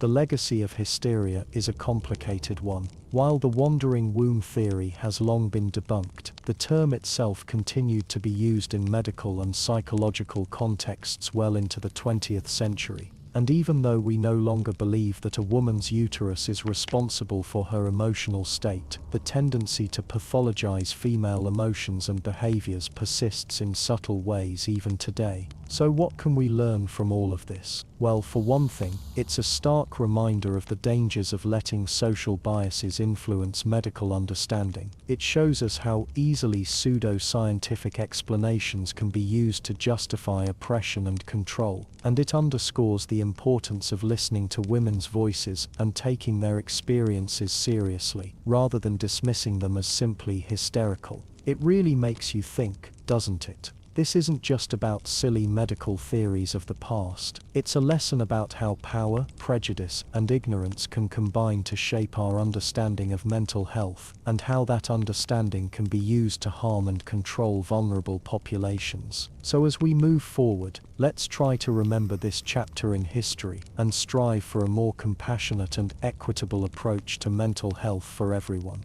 It's time to leave the wandering wombs where they belong in the dustbin of history. Okay, let's delve into a really interesting and somewhat complicated area, the concept of insanity in medieval law and how responsibility was determined. Now obviously, our modern understanding of mental illness is vastly different, but it's important to understand that medieval societies did grapple with these issues, even if their frameworks were, shall we say, a little different. Imagine a world where the lines between earthly justice and divine judgment were often blurred. That's the backdrop against which medieval law operated. When someone committed a crime, the legal system had to determine not only what they did, but why. Was it a deliberate act of malice, or was something else at play? And this something else could sometimes relate to what we might now consider mental incapacity. The central question, and it's a big one, was culpability. Could the person truly be held responsible for their actions? Think of it like this. If a child throws a rock and breaks a window, we understand they might not fully grasp the consequences. Similarly, medieval law recognized that some individuals lacked the mental capacity to understand the nature of their actions or to control them. However, the criteria for determining this lack of capacity were far from clear-cut and often intertwined with religious and superstitious beliefs. There wasn't a standardized psychological evaluation, of course. Instead, judgments were often based on outward behavior, observable symptoms, and crucially, the prevailing beliefs about what constituted normal or rational behavior. One common term used was non compos mentis, which is Latin for not of sound mind. This was a broad term, encompassing a range of conditions, from what we might recognize as intellectual disability, to episodes of mania, to conditions believed to be caused by demonic influence. The key factor was whether the individual possessed reason and understanding. And let's not forget the fascinating genre of medieval romances. While focused on courtly love and daring adventures, these stories also explored the complexities of human emotions, including obsession, jealousy, and the agony of unrequited love. These stories served as a means of expressing the human condition. Now, when we turn to visual arts, the representations are a little more symbolic. We won't find explicit depictions of someone in therapy, obviously, but we can find subtle clues. For example, consider the prevalence of depictions of saints who battled temptation or endured suffering. These figures, like Saint Anthony, who was famously tormented by demons, weren't just religious icons. They were also representations of individuals overcoming inner turmoil, a concept familiar to anyone struggling with a mental health condition. The medieval belief in astrology was more than just superstition. It was a reflection of their worldview, their attempt to find order and meaning in a chaotic world. While we may no longer subscribe to these beliefs, understanding their influence helps us appreciate the context in which mental health was understood and treated in the Middle Ages. It's a reminder that our understanding of the mind is constantly evolving, shaped by the knowledge and beliefs of our time. So the next time you look up at the night sky, take a moment to consider how our ancestors saw those same stars, not just as distant points of light, but as powerful forces shaping their lives, their minds, and their very being. It's a different way of thinking about the universe, and it offers a fascinating glimpse into a world where the cosmic and the psychological were inextricably linked. And with that, let's move on, shall we? Let's turn our attention eastward now to a period often referred to as the Islamic Golden Age, roughly from the 8th to the 13th centuries. While Europe, as we've seen, grappled with beliefs rooted in superstition and religious dogma, a different approach to mental health was blossoming in the Islamic world. It's really fascinating to see the contrast. Now, before we dive in, it's important to note that the term Islamic Golden Age itself can be a bit broad and in some ways simplistic, but it broadly refers to a time of significant intellectual, scientific, and cultural flourishing in the Islamic world, centered in cities like Baghdad, Cordoba, and Cairo. And it's within this context that we find a remarkably progressive and, dare I say, enlightened approach to mental health. One of the key figures in understanding this contrast is the renowned Persian physician and philosopher Rhazes, or Al-Razi, as he's known in the Islamic world. He lived in the 9th and 10th centuries, and he was a true pioneer. Rhazes emphasized the importance of empirical observation and clinical reasoning in diagnosis and treatment. He authored comprehensive medical texts, including Al-Hawi, an encyclopedia of medical knowledge, which provided detailed descriptions of various mental illnesses. What's truly remarkable is that Rhazes recognized mental disorders as genuine illnesses, not simply as the result of demonic possession or divine punishment. He even differentiated between conditions like depression, mania, and dementia. Imagine that, at a time when others were reaching for holy water, Rhazes was reaching for a diagnosis. Rhazes advocated for humane treatment of patients with mental illnesses, emphasizing the importance of creating a therapeutic environment. He recommended treatments like occupational therapy, music therapy, and even the use of storytelling to help patients cope with their conditions. He understood the connection between the mind and body, and believed that physical health could directly impact mental well-being. Can you imagine how comforting that must have been for a patient at that time? But Rhazes wasn't alone in his progressive thinking. Other prominent physicians of the Golden Age, like Avicenna, or Ibn Sina, as he's also known, built upon Rhazes' work and made significant contributions to the understanding of mental health. Avicenna, who lived in the 10th and 11th centuries, is considered one of the most influential physicians and philosophers in history. His Canon of Medicine was a standard medical text for centuries, not only in the Islamic world, but also in Europe. In the Canon, Avicenna discussed various mental disorders, including melancholia, mania, and epilepsy. He emphasized the importance of understanding the psychological and emotional factors that could contribute to mental illness. He even described specific psychological treatments, such as cognitive therapy, which is truly astonishing when you consider the timeline. Now, one of the most striking differences between the Islamic Golden Age and medieval Europe was the establishment of dedicated hospitals and asylums for the mentally ill. These were not simply places of confinement, but rather centers of treatment and care. The first known mental hospital was established in Baghdad in the late 8th century. Others followed in cities like Damascus, Cairo, and Cordoba. These hospitals offered a range of treatments, including pharmacological interventions, dietary management, and various forms of therapy. Music therapy, as Rhazes championed, was a common practice, as were storytelling and recreational activities. The staff were trained to treat patients with kindness, respect, and dignity. Can you believe it? Kindness as medicine. Now, it's important to acknowledge that these hospitals weren't perfect. Our modern understanding of mental illness is far more advanced than anything they could have conceived back then, but compared to the prevailing attitudes and treatments in Europe at the time, these Islamic hospitals represented a significant step forward. They provided a safe and supportive environment for people struggling with mental illness, and they offered a genuine hope for recovery.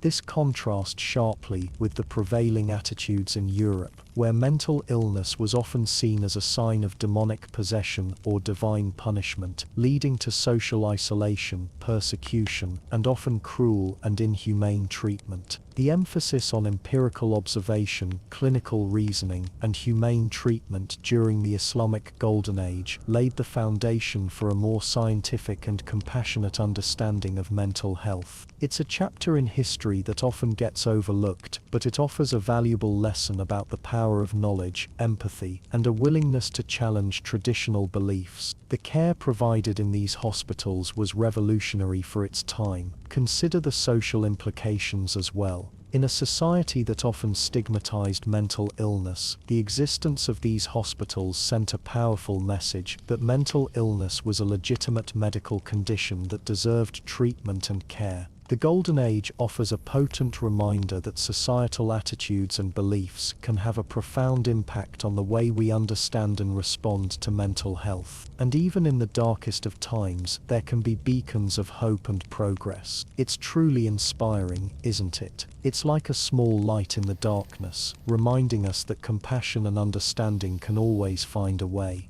And it's a reminder that even when things seem bleak, progress is always possible, and that a more compassionate future is always within our reach. Okay, let's gently drift into a period where the long-held beliefs about mental health, like those humors we talked about, or demonic possession, started to soften a little. It wasn't a sudden explosion of enlightenment, mind you. Think of it more like the very first tiny green shoots pushing up through the frozen earth of winter. Small, fragile, but full of promise. This period, this very slow turn towards a more secular understanding, it wasn't universally embraced, not by a long shot. Superstition and religious dogma still held tremendous sway, especially among the common folk, and even many educated individuals found it difficult, if not impossible, to completely abandon centuries of ingrained belief. But there were whispers, seeds of change as we're calling it. So where did these whispers come from?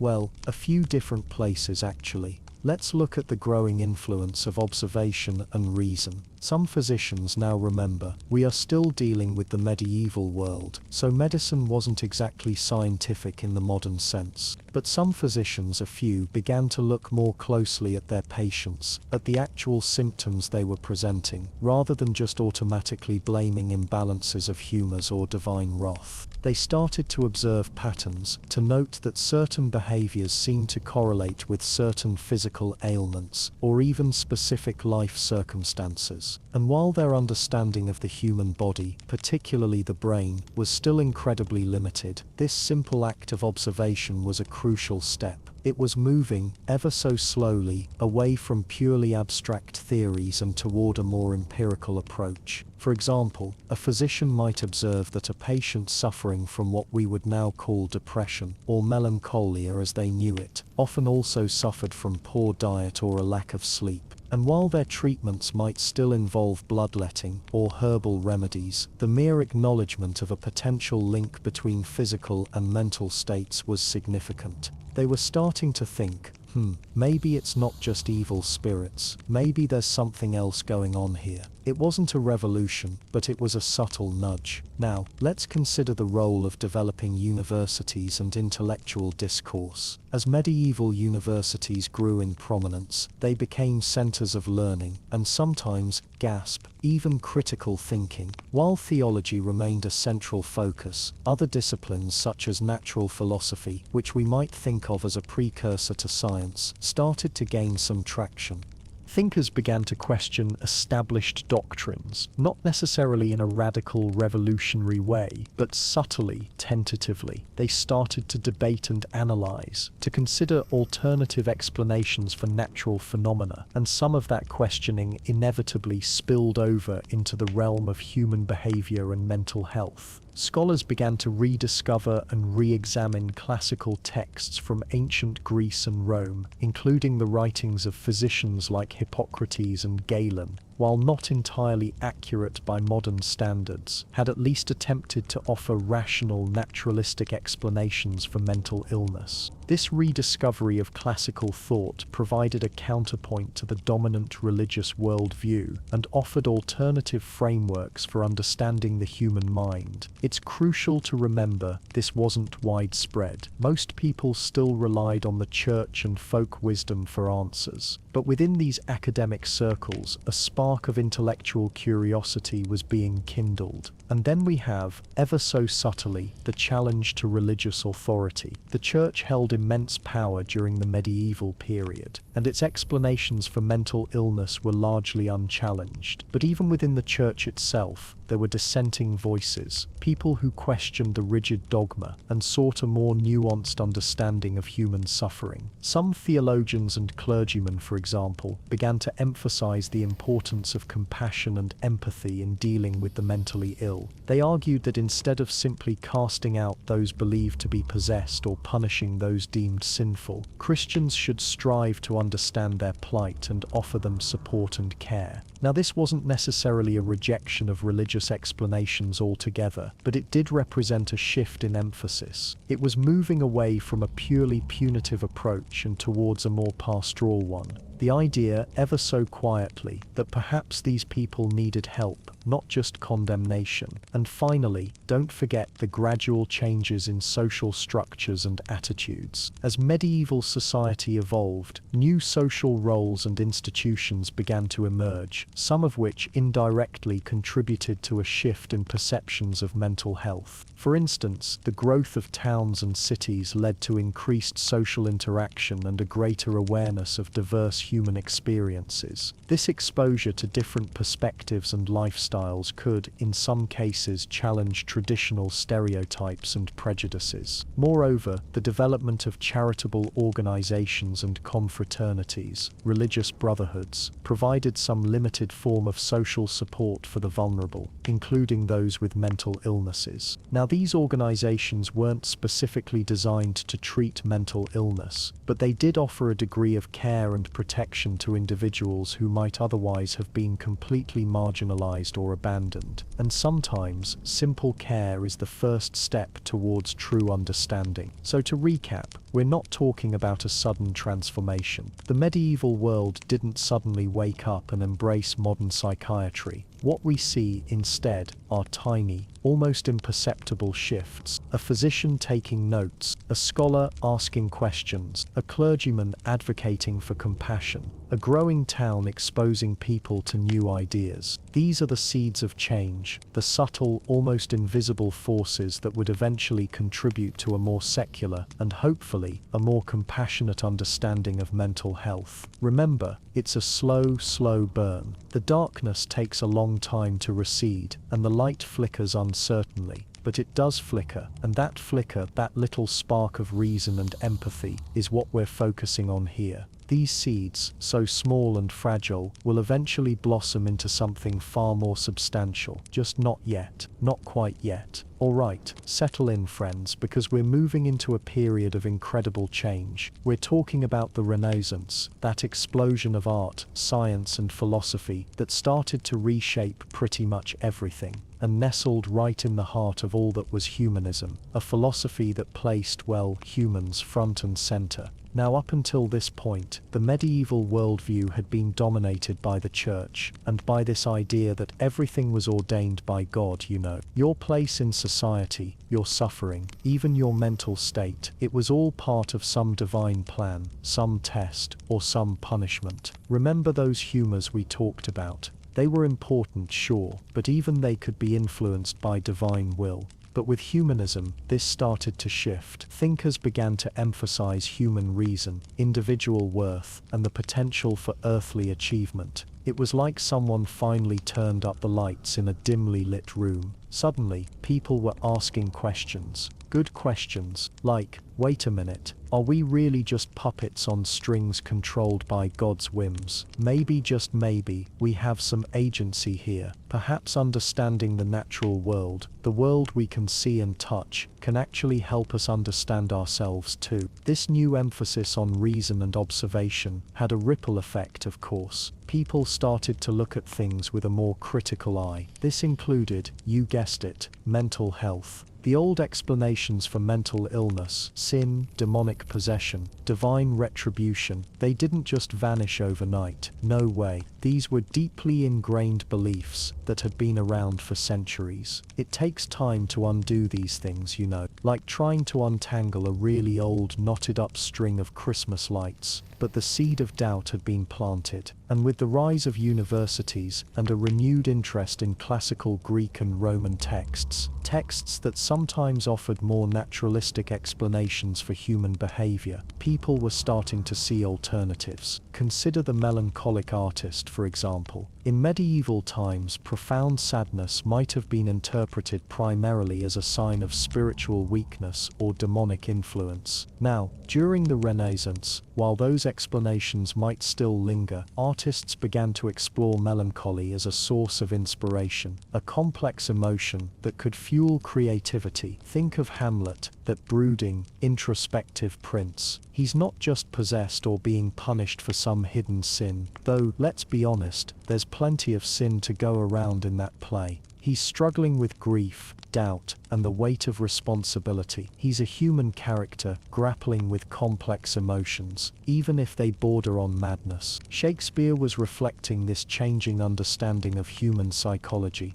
And this shift wasn't just happening in the arts. Some physicians and scholars began to question the purely religious explanations for mental illness. They started to look for physical causes, to examine the brain and body more closely. They were still largely relying on the old humoral theory, mind you, but the focus was changing. Instead of automatically assuming demonic possession, they were asking, okay, how are these humors unbalanced? What is causing this imbalance? It was a subtle but important move. It opened the door for more scientific investigation, even if that investigation was still pretty rudimentary by today's standards. Now, I don't want to paint too rosy a picture here. The Renaissance wasn't some magical utopia where everyone suddenly understood mental health perfectly. Far from it. Superstition and stigma were still very much alive. The idea of locking away people deemed mad was still very much in practice, as we'll see in the next section. And frankly, a lot of the treatments were still pretty barbaric. But the questioning was the crucial thing. The willingness to challenge established beliefs, to seek out alternative explanations, that was the real game changer. It's like, imagine you've been told your whole life that the earth is flat, and then suddenly someone shows you a globe and says, hey, what if it's actually round? You might not believe them right away. You might cling to your old beliefs for a while.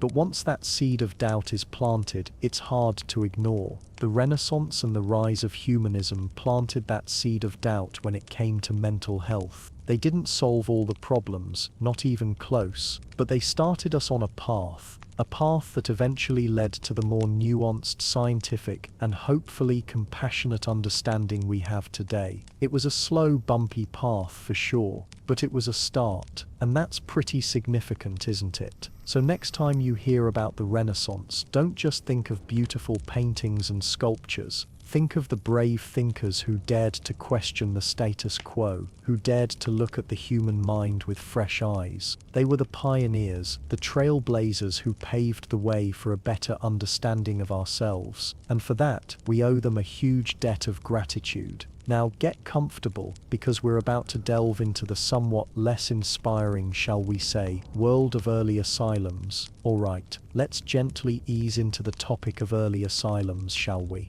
It's a bit of a somber note, but important for understanding how perceptions and treatment of mental health evolved, or perhaps, in some ways, didn't evolve as much as we might hope. So we're talking about the late medieval period, inching our way into the Renaissance and early modern times. The world is slowly, ever so slowly, starting to shift. Ideas are bubbling, but for individuals struggling with what we might now call mental illness, things were unfortunately often getting, confined. You see, while families and communities continued to be the primary source of care for most, there were instances where that simply wasn't possible. Perhaps the individual was too disruptive, too dangerous, or perhaps the family lacked the resources or support to manage the situation. It's heartbreaking to consider, isn't it? This is where the earliest forms of asylums started to emerge. Now, the term asylum might conjure up images of grand, imposing buildings, and some later examples certainly fit that description. But initially these were often repurposed spaces. Sometimes it was a wing of a hospital, or even a converted monastery or prison. The emphasis, and I really want to underline this, was almost entirely on confinement and custodial care. Think about it. The prevailing understanding of mental illness was still so steeped in religious and humoral theories. There wasn't a scientific framework for diagnosis or treatment like we have today, so the primary goal wasn't necessarily to cure or even improve the individual's condition. Instead, the focus was on removing them from society, preventing them from harming themselves or others, and essentially keeping them contained. One of the earliest and most well-known examples is the Bethlehem Royal Hospital in London. It was founded in 1247 as a priory, but by the 14th century it had begun to accept individuals described as lunatics. Bethlehem, which eventually became known as Bedlam, is a name synonymous with chaos and madness, and sadly it earned that reputation. Conditions in these early asylums were, to put it mildly, appalling. Can you imagine? Overcrowding was rampant, hygiene was practically non-existent, individuals were often chained or restrained, sometimes for extended periods, as a means of control. There was very little understanding of the psychological impact of such treatment, or rather, mistreatment, and the staff, they were often poorly trained and underpaid. Their understanding of mental illness was likely based on the same misconceptions and fears that were prevalent in society at large. It's easy to imagine that fear leading to harsh treatment, a vicious cycle of distress and control. It's important to remember that this wasn't necessarily born out of malice, at least not entirely. These institutions were often operating with limited resources and a complete lack of scientific understanding.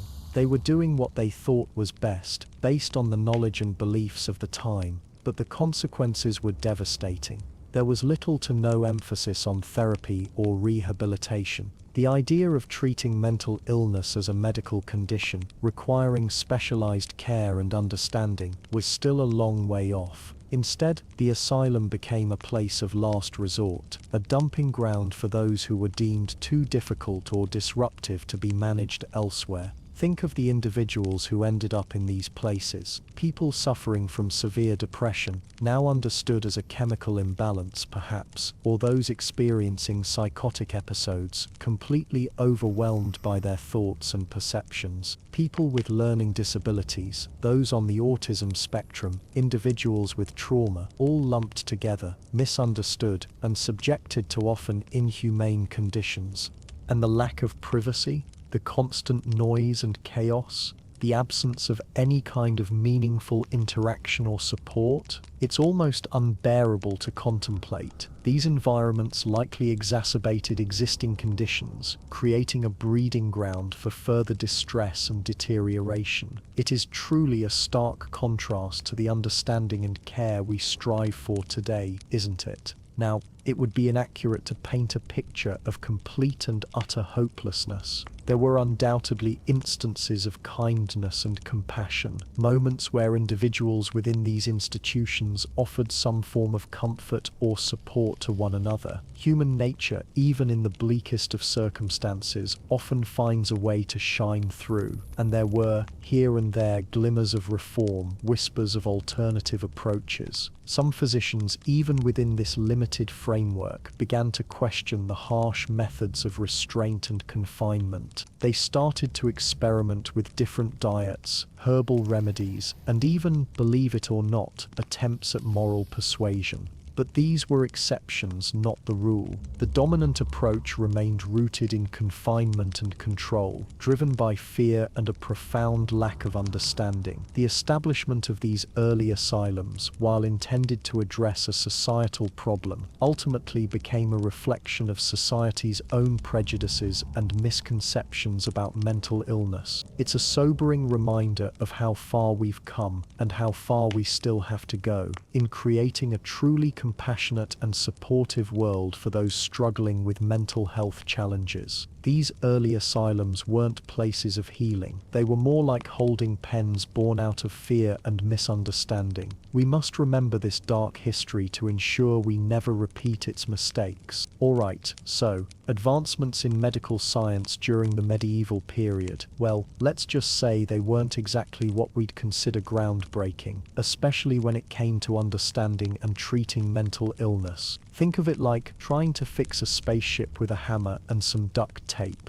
There were certainly dedicated individuals trying their best, but their understanding of the human brain and its complexities was, understandably, pretty limited. One of the biggest hurdles was, of course, the prevailing medical model, the theory of the four humours. This idea, inherited from the ancient Greeks, basically stated that the body was composed of four fluids: blood, phlegm, yellow bile, and black bile. And you know, these humours needed to be in perfect balance for someone to be healthy, both physically and mentally. If one humour was out of whack, it was believed to cause all sorts of problems, including what we would now recognise as mental disorders. So how did they try to rebalance these humours? Well, bloodletting was a very common practice. If someone was experiencing, say, mania, excessive energy and excitement, doctors might think that they had too much blood. The solution? Drain some blood out to try to cool them down, figuratively and literally. It sounds a bit barbaric to us now, doesn't it? And honestly, it probably didn't help much in the long run, and could sometimes even make things worse. Diet was another important aspect of treatment. Certain foods were believed to influence the humours. For instance, warm and moist foods might be prescribed for someone suffering from melancholia, which was basically depression. They believed that melancholia was caused by an excess of black bile, so they would try to counteract that with foods that were thought to be beneficial to the spirit. You know, things that would bring warmth and joy. But obviously manipulating someone's diet, while potentially helpful for overall well-being, wasn't going to address the root causes of deeper mental health issues. Herbal remedies were also widely used. Many plants were believed to have medicinal properties that could affect the mind and body. For example, herbs like St. John's wort were sometimes used for melancholia. Now, interesting side note, modern science has actually confirmed that St. John's wort can be effective in treating mild to moderate depression.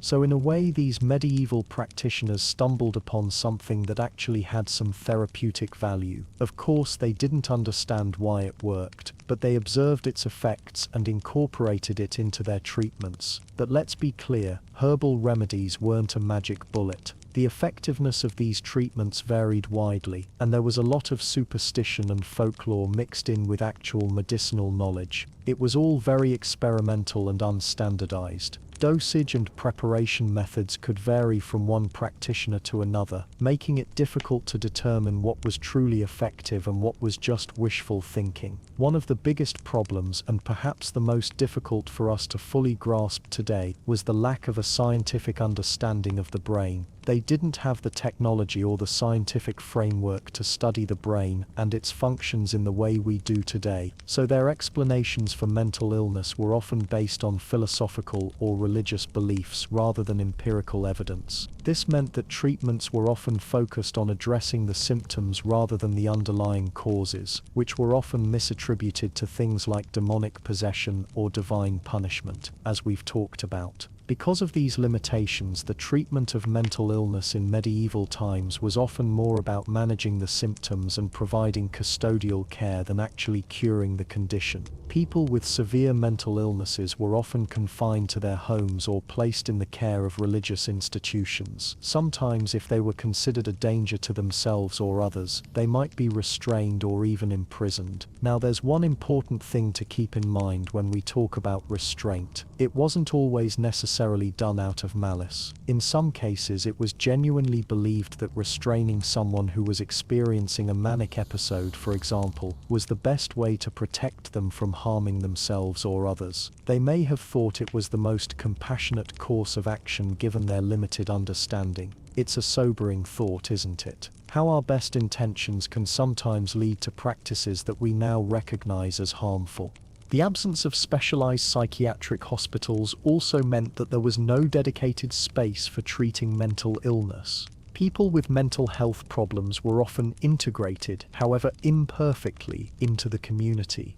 While this could provide a sense of belonging and prevent complete social isolation, it also meant that they were often subjected to stigma, ridicule, and even abuse. And even when institutions started to emerge later in the medieval period, these early asylums were far from therapeutic environments. They were more like places of confinement where people with mental illness were simply kept out of sight and out of mind. The focus was on custodial care rather than treatment, and conditions were often harsh and inhumane. So while there were certainly efforts to address mental illness in medieval times, the limited medical knowledge and the prevailing social attitudes meant that progress was slow and often ineffective. The treatments were often based on flawed theories and could sometimes do more harm than good. And the social stigma surrounding mental illness created a climate of fear and misunderstanding, making it even more difficult for people to get the help they needed.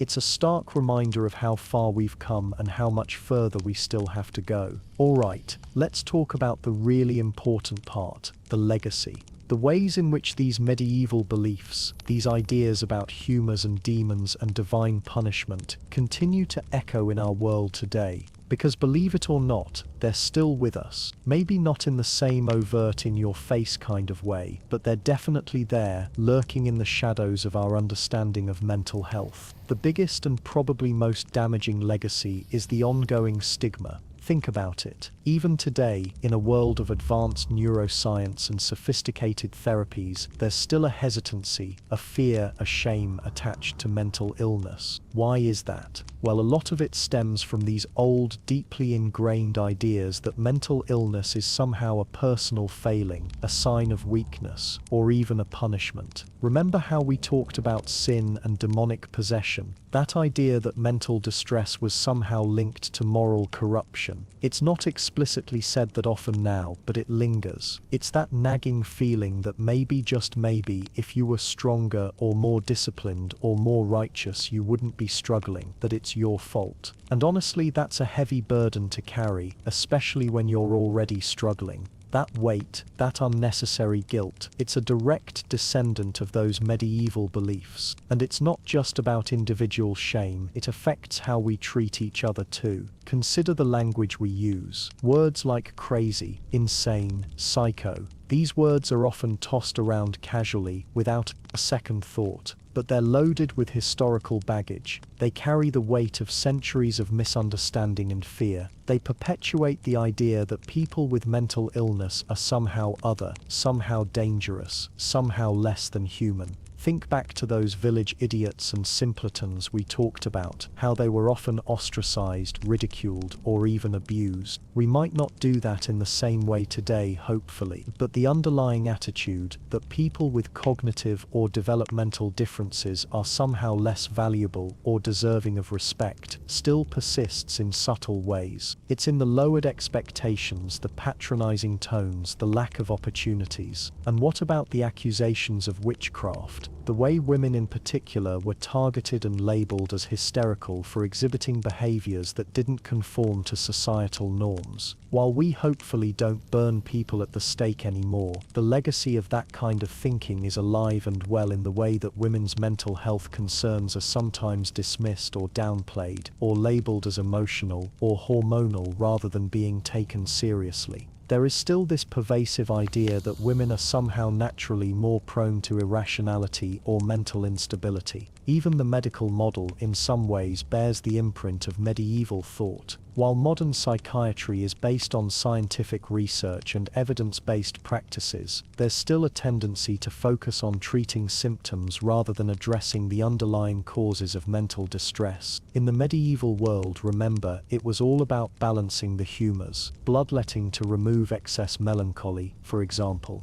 It was a very physical approach, even if completely wrong. Now, sometimes medication can be used similarly. While medication is sometimes essential and life-saving, it's not always accompanied by the necessary therapeutic support to help people understand and cope with their experiences. It's like a medieval quick fix, isn't it? Address the imbalance without fully understanding why it's imbalanced. Another lasting impact is the way we perceive the causes of mental illness. In the Middle Ages, it was often attributed to supernatural forces or moral failings. Today, we understand that mental illness is complex, with biological, psychological, and social factors all playing a role. Yet, there's still a tendency to oversimplify things, to look for a single cause or a quick fix. We might blame genetics, or trauma, or stress, without fully appreciating the interplay of all these different elements, and that can lead to ineffective or even harmful interventions. Perhaps one of the most insidious legacies of medieval beliefs is the idea that mental illness is somehow untreatable or incurable.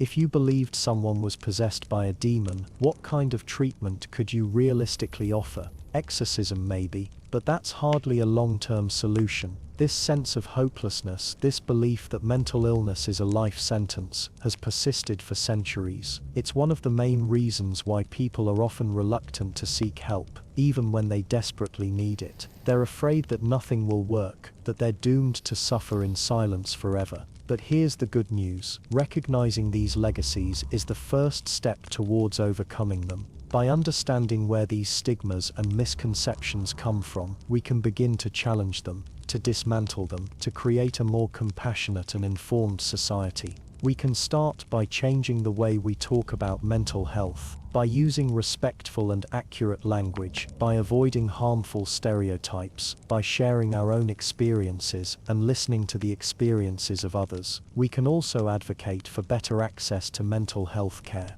by demanding that our healthcare systems prioritize mental well-being, by supporting research into new treatments, by ensuring that everyone has access to affordable and effective care. And most importantly, we can cultivate empathy and understanding, by recognizing that mental illness is a human experience, not a moral failing, by treating people with compassion and respect, by creating a safe and supportive environment where people feel comfortable seeking help. Breaking free from the shackles of medieval beliefs won't happen overnight. It's a long and arduous process, but it's a process that's absolutely worth undertaking. Because the more we understand the past, the better equipped we are to build a future where mental health is valued, respected, and prioritized. And a future where everyone has the opportunity to live a full and meaningful life, regardless of their mental health status.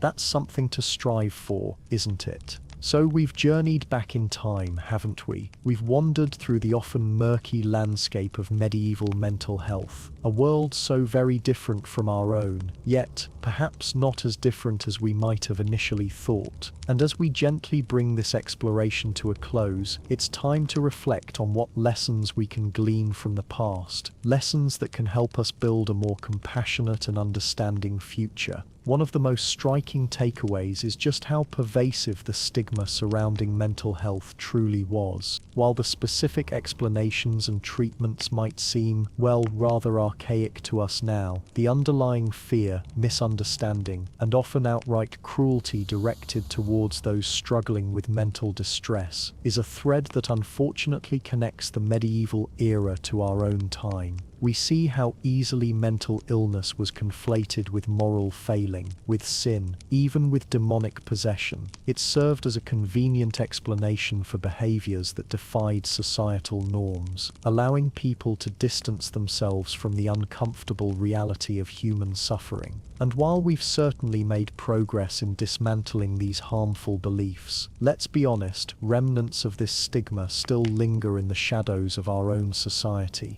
We still hear whispers of attention-seeking or judgments about people just needing to try harder. We still see mental health relegated to a secondary concern, something to be whispered about rather than openly discussed. But digging deeper, we also find glimmers of something quite beautiful. The medieval era, despite its limitations, shows us the vital importance of community and family support. In the absence of formal mental health care systems, families were often the primary caregivers, offering shelter, food, and emotional support to loved ones struggling with mental illness. Neighbors helped, offered what they could, and while their understanding might have been limited by the knowledge of the time, their compassion, their inherent human desire to care for one another, shines through. This reminds us that even in the most resource-scarce environment, human connection and a willingness to lend a helping hand can make a profound difference in someone's life. It whispers a gentle reminder of the power of simply being present for someone, of truly listening without judgment, of offering a safe space to be vulnerable. Think about the village idiot, the simpleton, the person who was clearly different. While they may have been subjected to ridicule or exploitation, in some communities they were also afforded a degree of acceptance, even a sort of protected status. They were simply part of the village, their eccentricities tolerated, their needs, in some small way, met. While it's by no means a romanticized image, it highlights the concept of social inclusion, a radical idea in a world often defined by rigid social hierarchies. It's a soft whisper reminding us that diversity, in all its forms, enriches our society, and that everyone, regardless of their mental or physical capabilities, deserves to feel a sense of belonging. Looking at the medieval approach to treatments, even the ones that now seem bizarre or even harmful, like bloodletting or restrictive diets, we can see a genuine desire to help. These practices, misguided as they were rooted in the best available knowledge of the time, and that's a crucial point to remember. We can't judge the past by the standards of the present. We have to understand these practices within their historical context. What motivated them? What beliefs underpinned them? And perhaps most importantly, what lessons can we learn from their failures? The reliance on religious explanations for mental illness, while often leading to harmful practices like exorcism, also highlights the innate human need to find meaning and purpose in suffering. People sought solace in their faith, turning to prayer, pilgrimages, and spiritual rituals to cope with the inexplicable. This speaks to the powerful role that spirituality can play in mental well-being, offering comfort, hope, and a sense of connection to something larger than oneself. Of course, it also underscores the importance of separating genuine spiritual guidance from harmful, fear-based practices. The key is to find healthy ways to integrate spirituality into our lives, ways that promote self-compassion, empathy, and a sense of inner peace. The Islamic Golden Age offers a particularly fascinating contrast. While Europe was largely relying on demonic explanations and crude treatments, Islamic scholars were developing more sophisticated understandings of mental illness and establishing early forms of mental health care.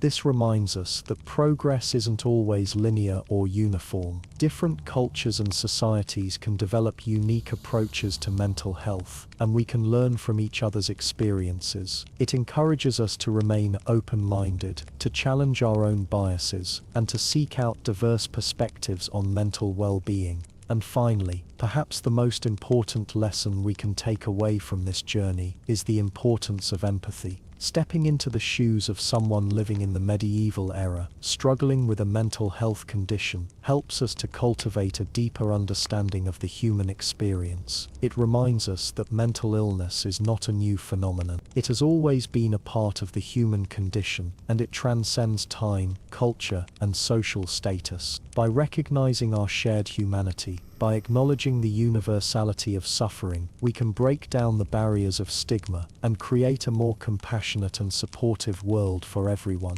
So as we drift off now, let's carry with us the whispers of the past. Let's remember the lessons learned, the mistakes made, and the glimmers of hope that shone through even in the darkest of times. Let's commit to building a future where mental health is understood, valued, and treated with the same compassion and respect as physical health. Let's create a world where everyone feels safe to seek help, where stigma is a thing of the past, and where everyone has the opportunity to live a full and meaningful life. And maybe, just maybe, as we fade into sleep, we can dream of a world where the echoes of medieval misunderstanding are finally silenced by the gentle hum of understanding and care. Sleep well,